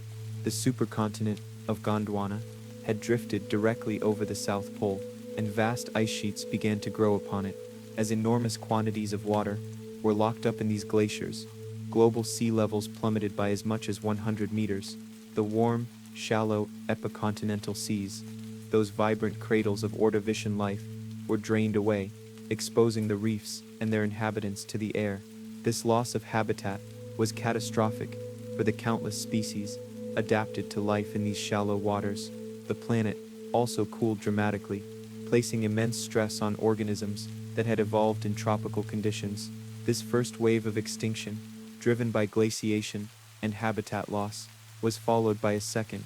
As the Ice Age ended, the colossal glaciers melted, and sea levels rose rapidly, flooding the continental shelves with cold, oxygen-poor meltwater, delivering a final, devastating blow to many of the species that had managed to survive the initial crisis. The world that emerged from this extinction, the world of the Silurian period, was a quieter one, but it would not remain so for long. With the climate warming and sea levels rising again, the survivors of the extinction began to radiate and repopulate the empty ecological niches. The reefs rebuilt themselves, now with more advanced corals and a new diversity of crinoids and brachiopods, and in the seas, a new and powerful evolutionary innovation appeared that would change the trajectory of vertebrate life forever: the jaw. In some of the jawless fish, the first few bony arches that supported the gills began to migrate forward and become hinged. This simple anatomical modification was revolutionary. For the first time, vertebrates could bite, they could grasp, hold, and shear their food. This opened up a universe of new feeding strategies and lifestyles. The first jawed fish, known as acanthodians, or spiny sharks, and the first placoderms, or armored fish, appeared in the Silurian seas. They were still relatively small, but they were equipped with a weapon that would eventually allow their descendants to dominate every aquatic ecosystem on Earth. They now competed for dominance with another group of formidable arthropod predators, the eurypterids, or sea scorpions. These creatures, some of which could grow to over 2 meters in length, were the largest arthropods of all time, and their powerful claws made them fearsome hunters in the coastal shallows and brackish lagoons. But the most significant event of the Silurian period was not happening in the bustling seas. It was happening quietly at the water's edge. For over 4 billion years, the land had been a barren and hostile wilderness of rock, dust, and raw sunlight. But now, something was changing. Life was about to make its first true conquest of the continents. The pioneers were not animals, but plants, evolving from green algae, living in the shallow freshwater margins of the land. the first terrestrial plants appeared. A fossil plant, named Cooksonia, one of the earliest known, was a simple thing. It had no leaves, no flowers, and no roots. It was just a thin, green, branching stalk, a few centimeters high, that rose from the damp soil, with a tiny capsule, called a sporangium, at the tip of each branch, to produce and release its spores. These humble, moss-like plants could only survive in the dampest of environments, forming a low green fringe along the shorelines of rivers and lakes. And where the plants went, the animals soon followed. The first creatures to venture out of the water and onto the land were arthropods. Their rigid exoskeletons, which had evolved as armor in the sea, now provided crucial support against the pull of gravity and helped prevent their bodies from drying out. Fossil evidence shows that the relatives of millipedes, centipedes, and primitive, spider-like arachnids were the first terrestrial animals scuttling through the miniature forests of Cooksonia, likely feeding on the decaying plant matter. A new world, a terrestrial ecosystem, had been born. It was a simple, quiet world, confined to the water's edge, but its appearance marked a monumental turning point in the history of our planet. The greening of the continents had begun. We begin our exploration of the Devonian period at the water's edge, amidst the simple green fringe of life that first colonized the land during the Silurian.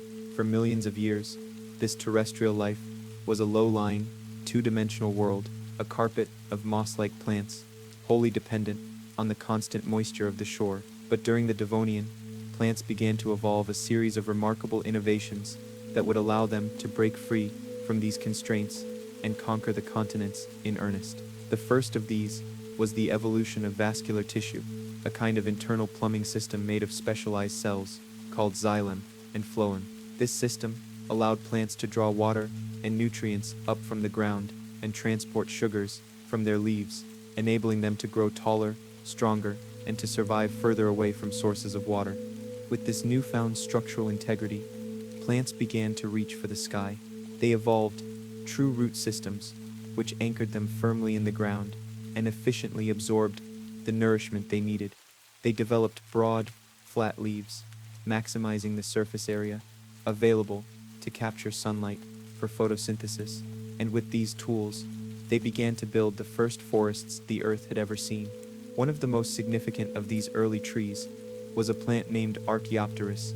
It was a true pioneer, with a robust, woody trunk that could reach heights of over 30 meters, or 100 feet, topped with a canopy of feathery, fern-like fronds. For the first time in our planet's history, a complex, multi-layered, three-dimensional habitat existed on the land. For the first time, a wind could rustle through a canopy of leaves. For the first time, the ground was cast into shadow. The impact of these first global forests was profound and planet-altering. Their dense networks of roots held the soil in place, dramatically slowing the pace of erosion. The continuous cycle of growth and decay began to create the first deep, rich layers of organic soil. These forests also began to terraform the atmosphere itself. Through the immense collective process of photosynthesis, they drew down colossal amounts of carbon dioxide from the air, which would lead to a significant period of global cooling later in the period. The land was no longer a barren expanse of rock and dust. It had become a living, breathing ecosystem, a green and vibrant world, and this new world became a paradise for the arthropods. The early millipedes and arachnids were joined by a host of new creatures, including the first wingless insects, all thriving in the cool, damp, shaded environments of the forest floor, a world of abundant food and new habitats to explore.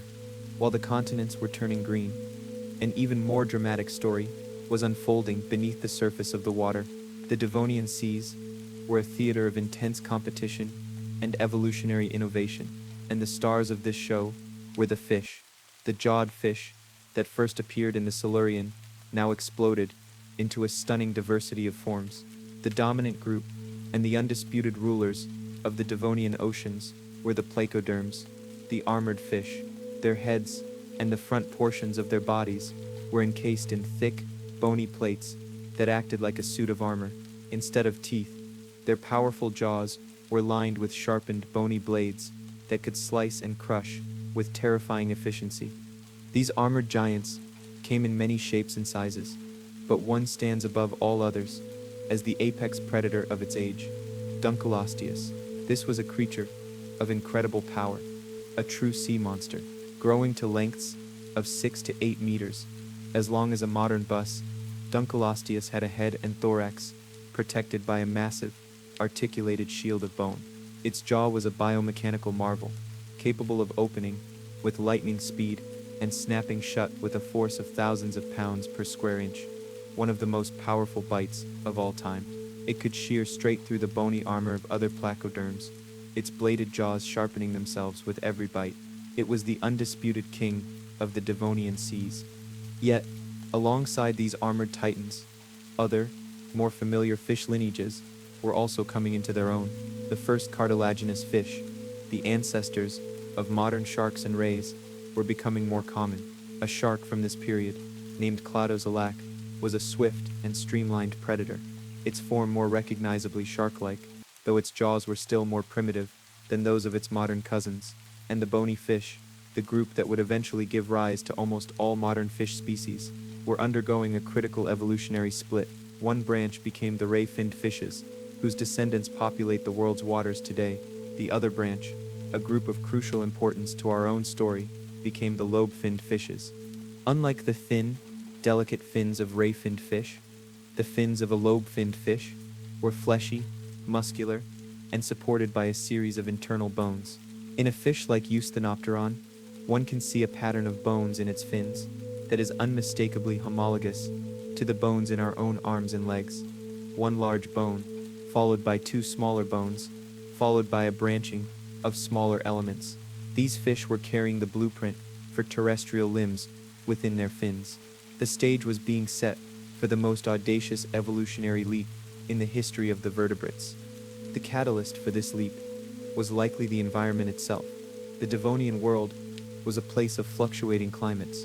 Many freshwater ecosystems, such as rivers, lakes, and swamps, may have been subject to seasonal droughts, causing them to become stagnant, low in oxygen, or to dry up completely. For a fish living in such an environment, the ability to breathe air and move between shrinking pools of water would be a powerful advantage. The lobe-finned fishes were perfectly pre-adapted for this challenge. Their fleshy, robust fins could be used as props, allowing them to push themselves along the bottom in shallow water, and some had evolved simple lungs, allowing them to gulp air from the surface when the water became too deoxygenated. The perfect embodiment of this transition is a creature discovered in the Canadian Arctic, named Tiktaalik. This fossil is a beautiful, perfect mosaic of fish and amphibian features. Tiktaalik had the scales, gills, and fins of a fish, but it also had the flattened, crocodile-like skull of an early amphibian, with its eyes positioned on top, perfect for peeking out of the water. It had a flexible neck, allowing it to turn its head independently of its body, something no fish could do, and within its fleshy front fins were robust bones that were even more limb-like than those of Eusthenopteron, including the beginnings of a wrist joint.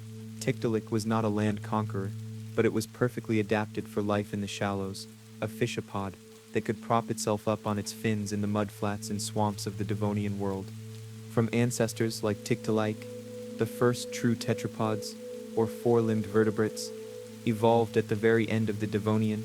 Creatures like Acanthostega and Ichthyostega had fully formed limbs with distinct digits, with 8 toes per foot in the case of Acanthostega. Yet, they were still fundamentally aquatic animals. They retained fish-like, finned tails for swimming and functioning gills for breathing underwater.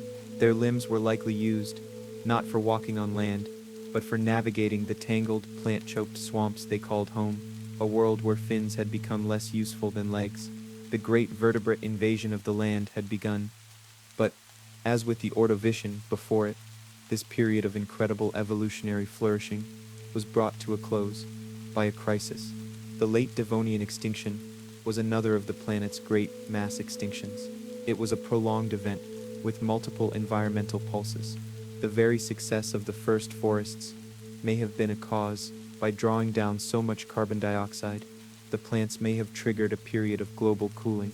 Furthermore, the newly created soils on the land washed into the seas, carrying a flood of nutrients. This may have caused massive algal blooms, which upon dying and decaying would have stripped the oxygen from the shallow seas, creating vast suffocating dead zones. This environmental catastrophe was devastating to marine life, especially the warm water reef communities and the mighty placoderms, including Dunkleosteus, which were wiped out completely. But the sharks, the bony fish, and crucially, the fledgling tetrapods living at the water's edge managed to survive, inheriting a world cleansed of its former rulers.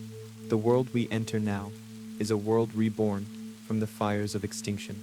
The great armored placoderms are gone from the seas, leaving a void that the sharks and bony fish are beginning to fill. But the most profound changes are happening on the land. The first four-limbed vertebrates, the tetrapods, having survived the late Devonian crisis, now find themselves at the edge of vast, uncolonized continents. The stage is set for the next great act in the drama of life, the Carboniferous period, an era of unparalleled terrestrial growth that began around 359 million years ago. Its name comes from the Latin for coal-bearer, and it was an age that would quite literally power our own future. The climate of the Carboniferous was unlike anything on Earth today. The arrangement of the continents created ocean currents that fostered a warm, humid, and stable global environment. For millions of years, the planet was a veritable hothouse. Most consequentially, the massive proliferation of land plants during the preceding Devonian period had pumped enormous quantities of oxygen into the atmosphere. During the Carboniferous, atmospheric oxygen levels are thought to have soared to as high as 35%, far greater than the 21% we experience today. This super-oxygenated air had a profound effect on life, particularly on the scale that it could achieve. This was the age of the great coal swamps. Imagine vast, flat, coastal plains stretching for thousands of miles, shrouded in a perpetual, warm mist. These were not forests in the modern sense. The canopy was dominated by strange and unfamiliar plants. Giant club mosses, like Lepidodon and Sigillaria, towered to heights of 40 meters, or 130 feet. Their straight, unbranching trunks were covered in a distinctive, diamond-patterned bark, and they were topped by a simple crown of leafy branches. The understory was a dense, almost impassable thicket of giant horsetails, like calamites, which grew like colossal bamboo, and a lush green carpet of enormous spreading ferns. It was a world of green and brown, a primordial, alien jungle bathed in a dim, filtered light. The ground beneath these giant plants was not soil, but a soggy, waterlogged peat. When these colossal plants died, they fell into the stagnant, oxygen-poor swamp water. Here, the normal processes of bacterial decay were inhibited. Instead of fully rotting away, the immense volume of dead plant matter accumulated, layer upon layer, for millions of years.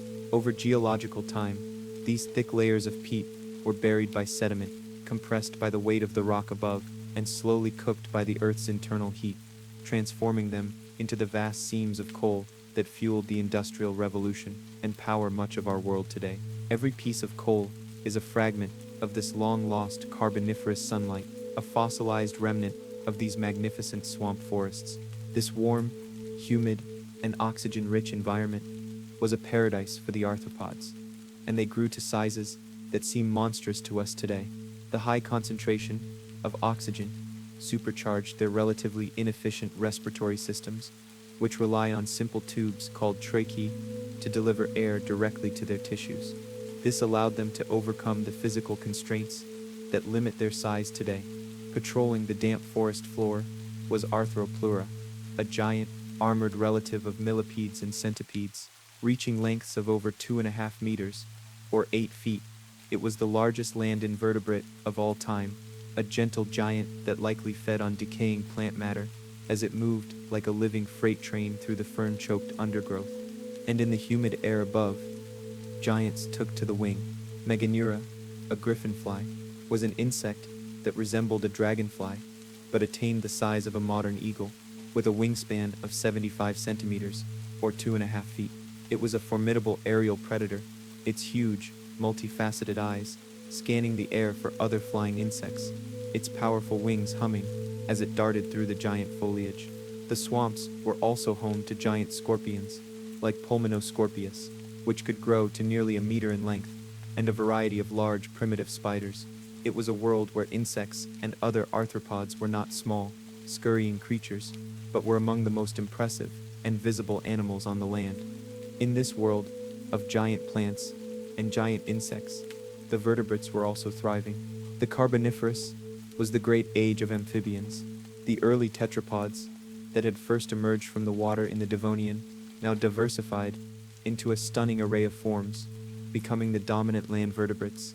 They were perfectly suited to the swampy, waterlogged environment. Creatures like Archaeops, a large, powerfully built amphibian with a wide, flattened skull and a mouth full of sharp teeth, was a top predator. It lived a semi-aquatic lifestyle, much like a modern crocodile, lurking in the murky water to ambush fish and other unsuspecting tetrapods. Other amphibians became long and serpentine, losing their limbs to slither through the water and mud, while smaller, more salamander-like forms hunted insects on the damp forest floor. But for all their success and diversity, every single one of these amphibians shared a fundamental limitation. They were forever tied to the water. Their soft, shell-less eggs had to be laid in ponds or streams to prevent them from drying out, and their young had to begin life as aquatic, tadpole-like larvae. But amidst this great flourishing of amphibious life, a small group of tetrapods was evolving a solution to this problem, an innovation so profound it would change the course of vertebrate history and pave the way for the age of reptiles. This was the invention of the amniotic egg. This new type of egg was a marvel of biological engineering. It was enclosed in a tough, leathery shell that protected the embryo inside from drying out.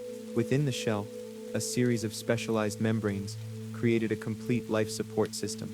The amnion surrounded the embryo in a fluid-filled sac, its own private pond. The yolk sac provided a rich supply of food, and the allantois acted as a reservoir for waste products. For the first time, a vertebrate could lay its eggs on dry land. The chains that had bound them to the water for over 100 million years had been broken. The dry interiors of the continents were now open for colonization. The appearance of this revolutionary new egg marked a great schism in the tree of life. The first creatures to possess it, the amniotes, quickly diverged into two great lineages that would dominate the land for the rest of Earth's history. One lineage was the sauropsids, the group that would ultimately give rise to all lizards, snakes, crocodiles, and most importantly for our story, the dinosaurs and birds. The other lineage was the synapsids, the group that would eventually, after a long and winding journey, give rise to the mammals, including ourselves. As the Carboniferous period gave way to the Permian, around 299 million years ago, the world began to change. The continents continued their slow-motion collision, merging together to form the colossal supercontinent of Pangea. This created a vast interior landmass with a much drier, more seasonal climate. The great global coal swamps began to shrink, replaced by more arid landscapes. This changing world put the water-dependent amphibians at a disadvantage and played directly to the strengths of the newly evolved amniotes. And it was the synapsids, our own distant relatives, who rose to prominence. The early Permian was not a world of dinosaurs.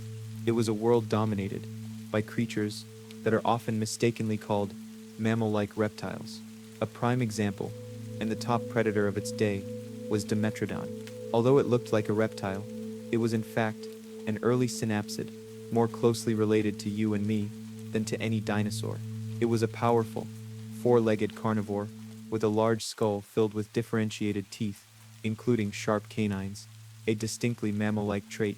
Its most famous feature was the magnificent sail-like fin on its back, supported by long spines extending from its vertebrae. This sail was likely a sophisticated thermoregulatory device, a kind of biological solar panel used to absorb heat and warm its body quickly in the morning sun. It shared its world with other sail-backed synapsids, like the herbivorous Edaphosaurus. For millions of years, this was the established order. The synapsids were the rulers of the earth, but the stability of the Permian world was an illusion.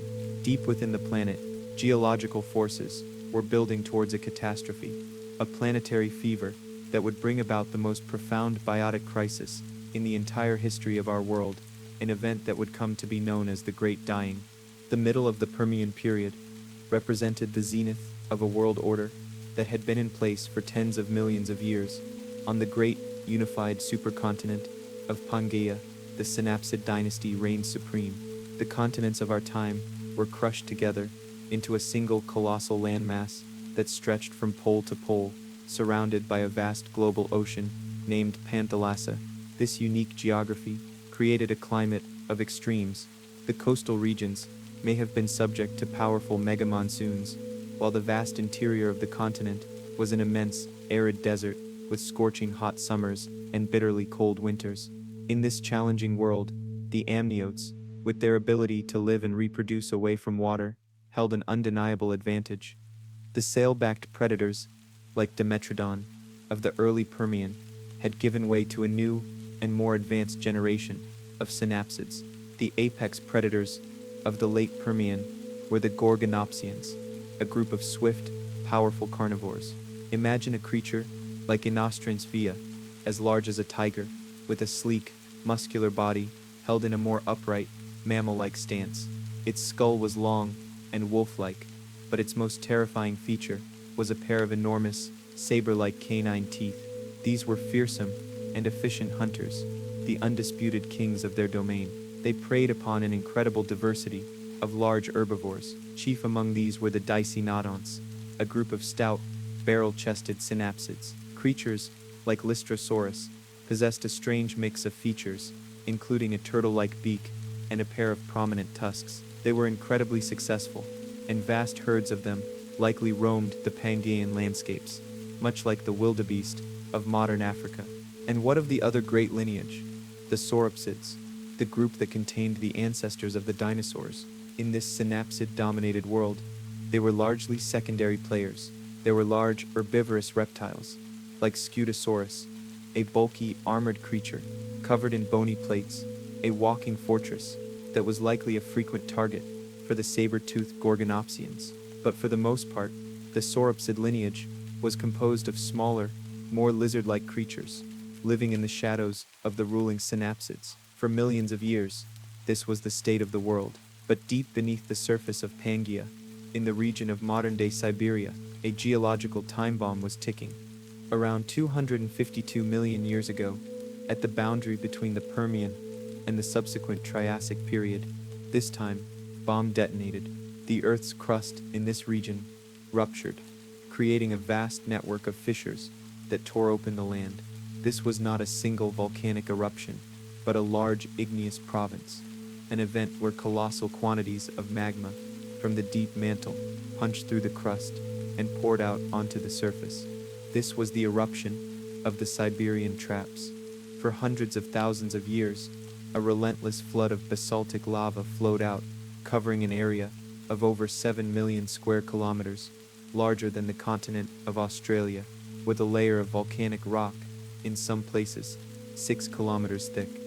The immediate, local effects were apocalyptic. Curtains of fire, miles long, lit up the sky. Rivers of molten rock incinerated everything in their path.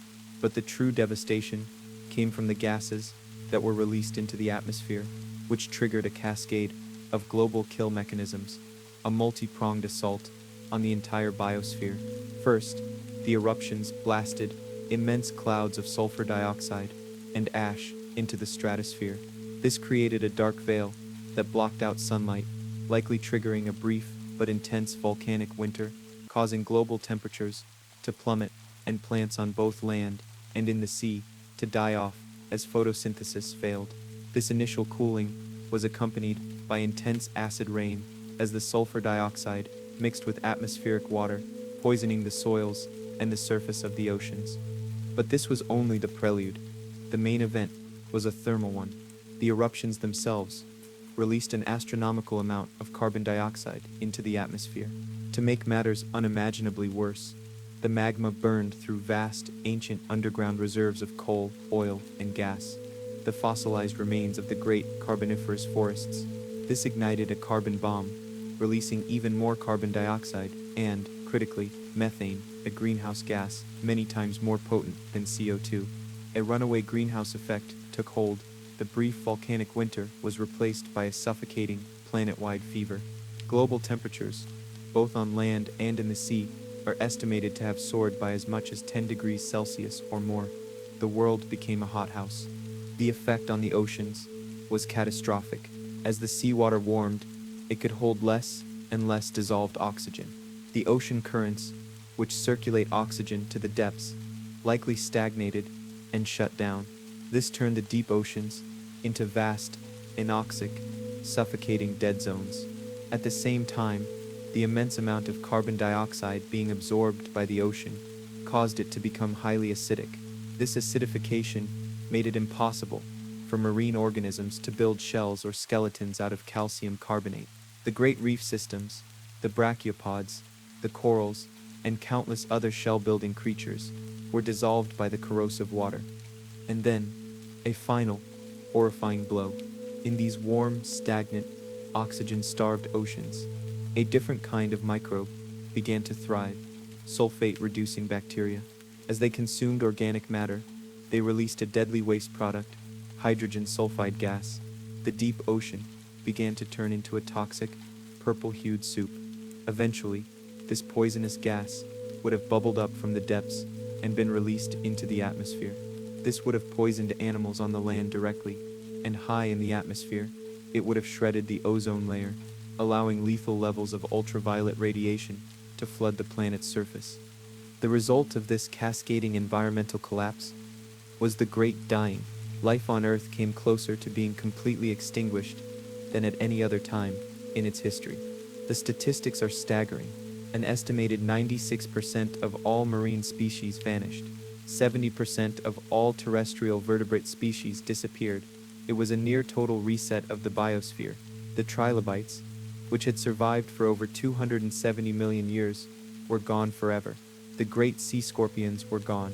The vast Permian reefs were silent tombs. On land, the great forests died, leading to a world dominated by fungi for millions of years, feeding on the incomprehensible amount of dead and decaying wood. The mighty Gorgonopsians and almost all other large synapsids were wiped from the face of the earth. The world that emerged into the early Triassic period was a shadow of its former self, a hot, desolate, and broken world. The ecosystems were impoverished, populated only by a handful of hardy, opportunistic survivors.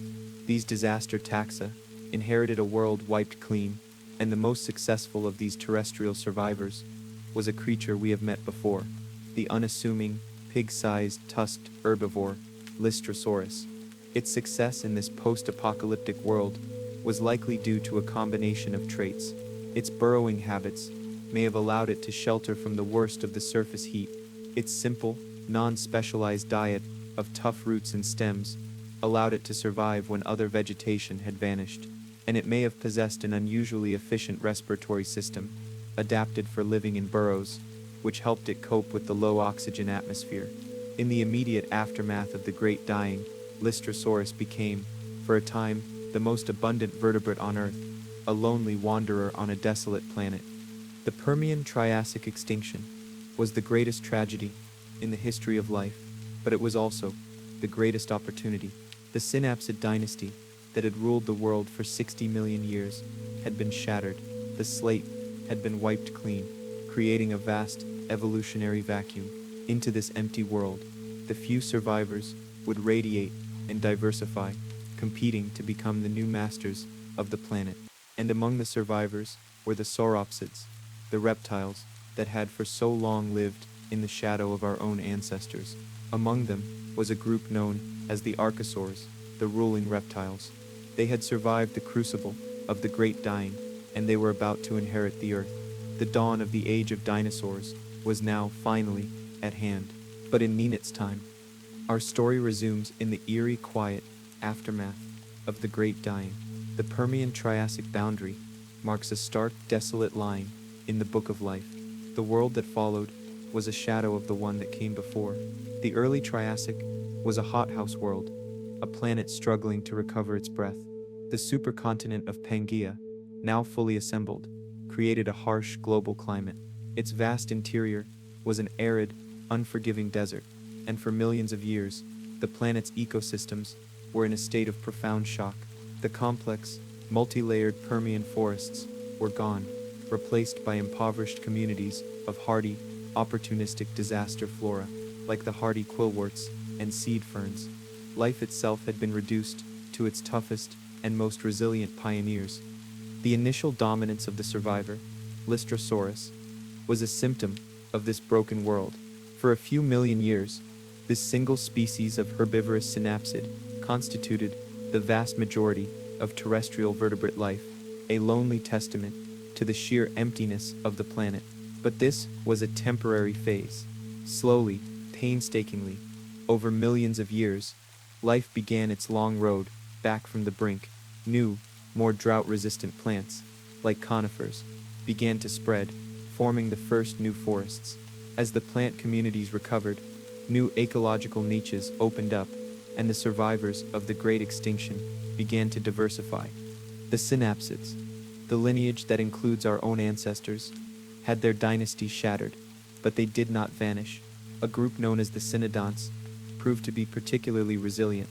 In the Triassic, they evolved in new directions, becoming progressively more mammal-like. A creature like Cynaegnathus, which lived during the mid-Triassic, was a powerful, dog-sized predator.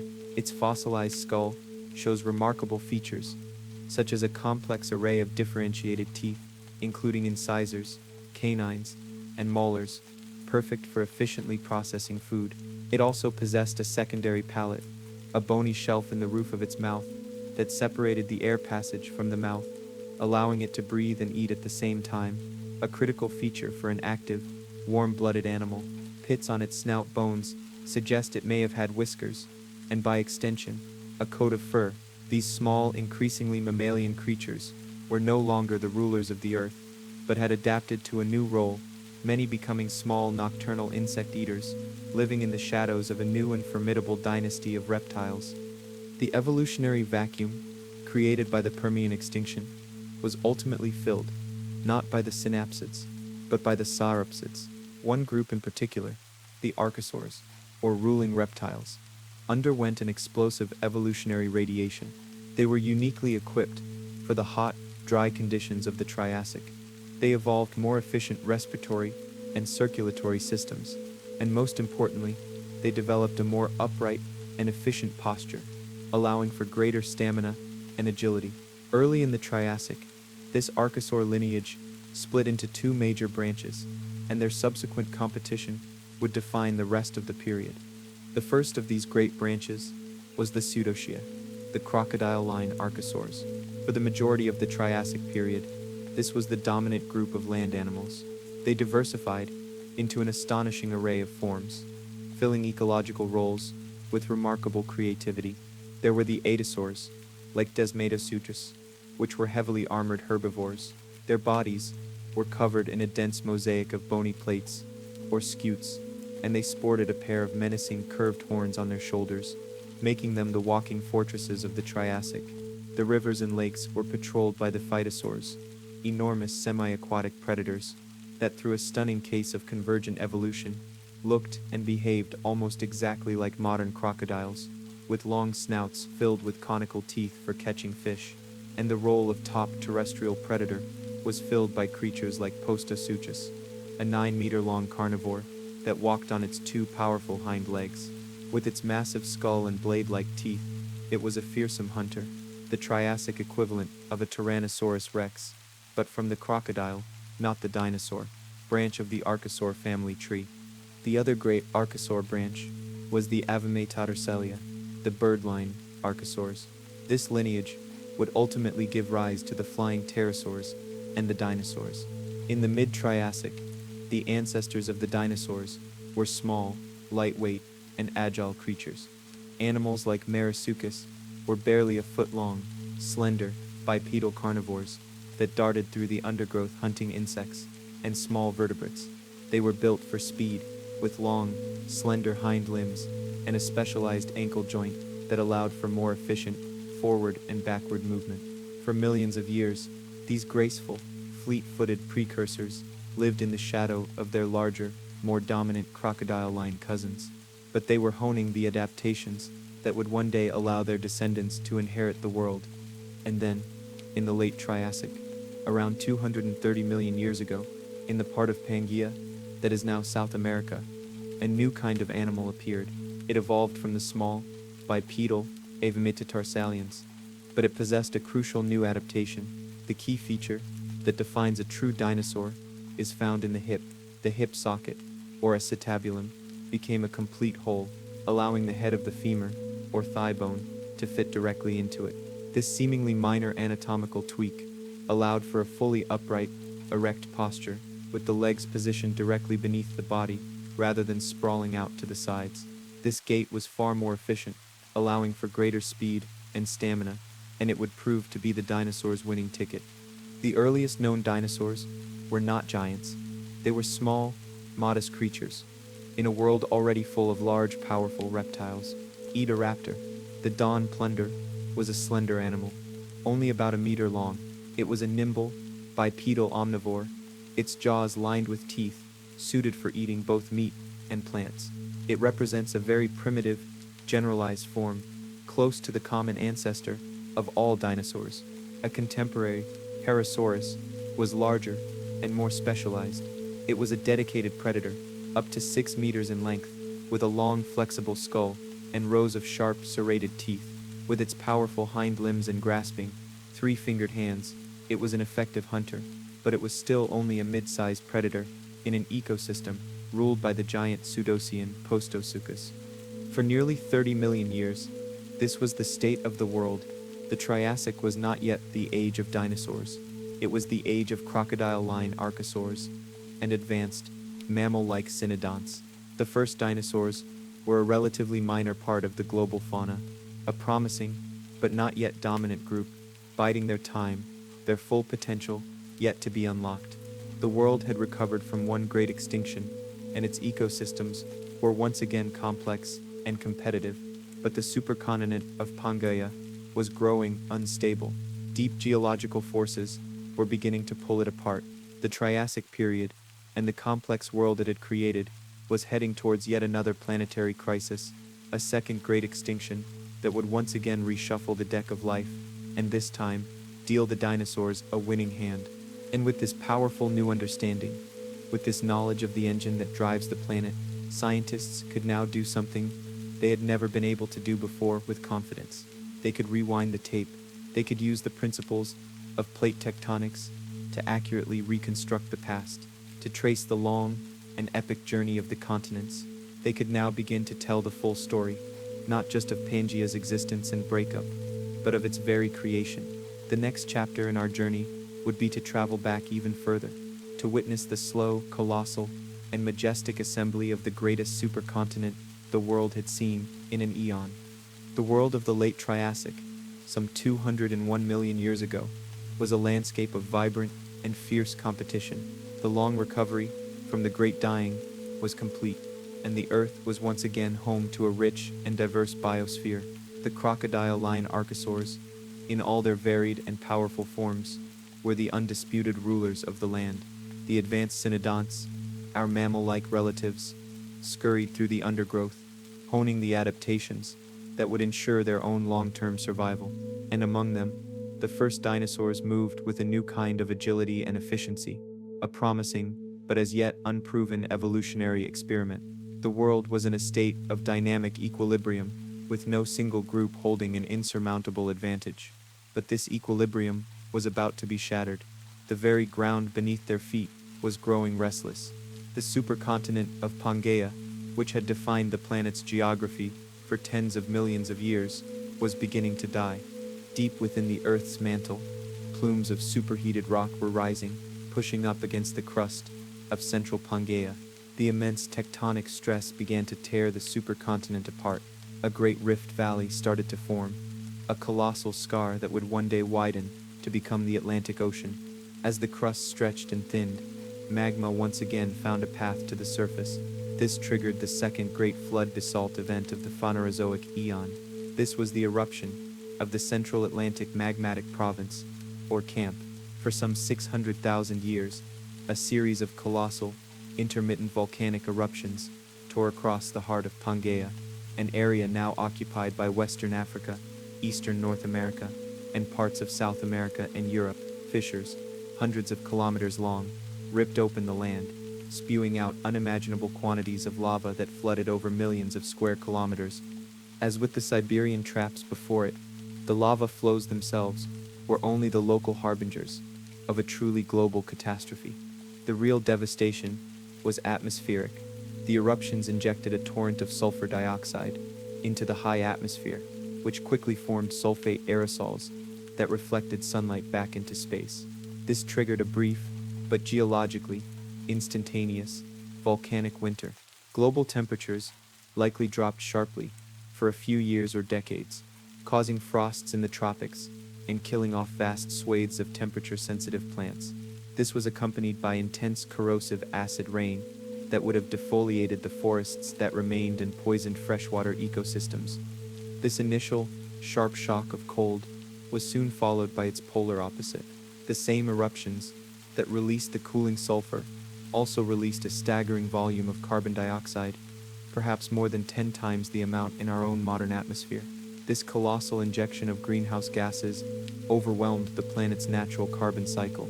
The volcanic winter gave way to a prolonged and extreme period of global warming. As temperatures soared, droughts would have intensified, and the chemistry of the oceans was once again thrown into chaos. The rising levels of atmospheric carbon dioxide dissolved into the seawater, causing a rapid and severe ocean acidification event.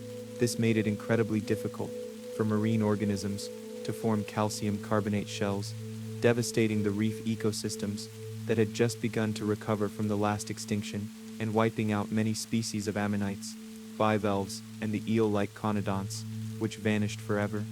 On the land, this 1-2 punch of a sudden, sharp cold spell, followed by intense, prolonged heat, was devastating. The victims of this Triassic-Jurassic extinction event were not random. The crisis acted as a great evolutionary filter, selectively removing entire groups of animals while allowing others to pass through. The great labyrinthodont amphibians, holdovers from the Carboniferous, were gone.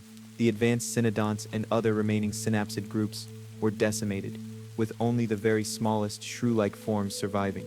And most consequentially, the dominant land reptiles, the crocodile-line archosaurs, were almost completely wiped out. The fearsome bipedal predator Postosuchus, the armored herbivorous atosaurs, the strange ranchosaur herbivores, all vanished. The rich and diverse ecosystem of the Triassic was systematically dismantled, leaving a world full of empty ecological roles. But remarkably, the dinosaurs survived. Not only did they survive, they seemed to have passed through the crucible of the extinction relatively unscathed. Why they fared so well when their chief competitors were annihilated is a key question in the history of life. The answer likely lies in a suite of adaptations they had already evolved. One of the most critical may have been their highly efficient respiratory system. Like modern birds, dinosaurs likely possessed a system of air sacs connected to their lungs, which allowed for a continuous, one-way flow of air. This would have made them far better at extracting oxygen from the air, a decisive advantage in the oxygen-poor, carbon dioxide-rich atmosphere that characterized the extinction's aftermath. Furthermore, growing evidence suggests that many early dinosaurs, especially the theropods, were covered not in scales, but in a coat of simple, filament-like proto-feathers. This insulation would have been invaluable, helping them to survive both the initial volcanic winter and the subsequent searing heat by better regulating their own body temperatures. And so, the world that dawned with the beginning of the Jurassic period, 201 million years ago, was a profoundly different place. The Great Extinction had acted as a final clearing of the board. The dinosaurs' main competitors were gone. The world was now an empty stage, a vast evolutionary vacuum waiting to be filled, and the dinosaurs, with their efficient gait, advanced respiration, and adaptable physiology, were perfectly poised to fill it. They did so with spectacular success. The early Jurassic was the beginning of the great dinosaur radiation, an explosion of diversity that saw them seize every major terrestrial ecological niche, from small insect eater to giant herbivore to apex predator. The three great dinosaur lineages, which had their humble origins in the Triassic, now began their march towards greatness. The carnivorous theropods began to grow in size and power.